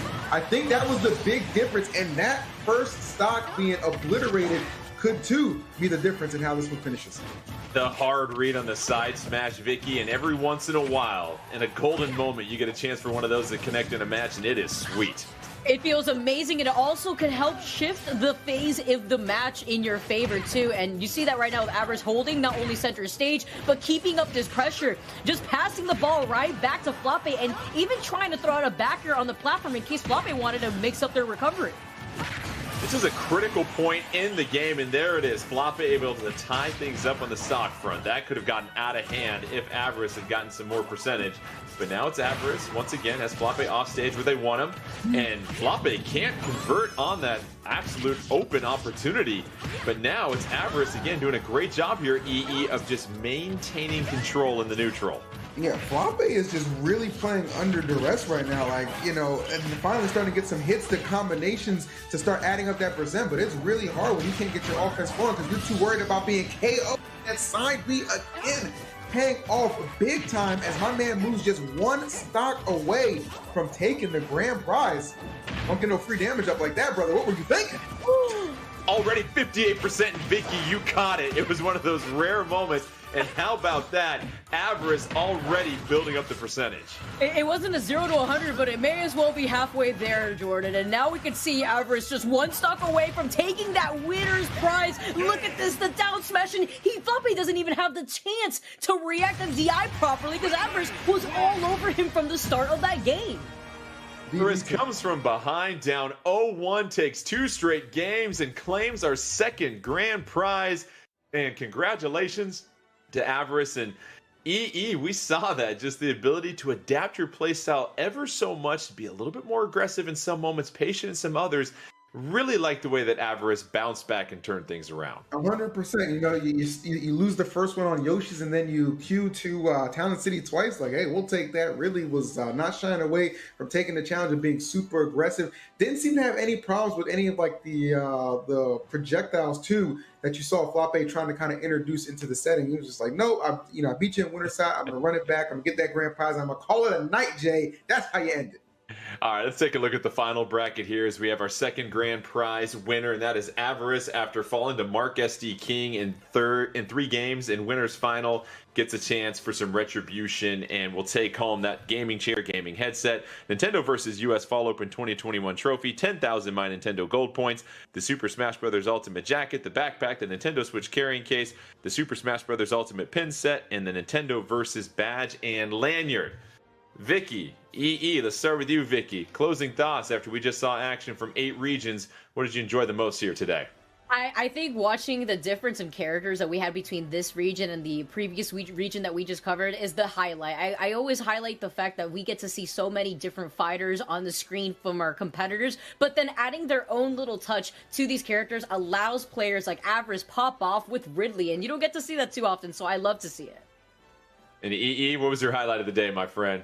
It absolutely had to be the fact that my man Mark just showed up back at it again. Like, I really like Mark's Rob. I think he's a talented, phenomenal player, so it's great to see him again. And then, like, in the second bracket too, the character variety, that was so much fun. Like, I really did enjoy Steve and Mario Mania, but with a game of this magnitude, with this kind of roster, you want to see a lot more characters present, and I'm glad we got that.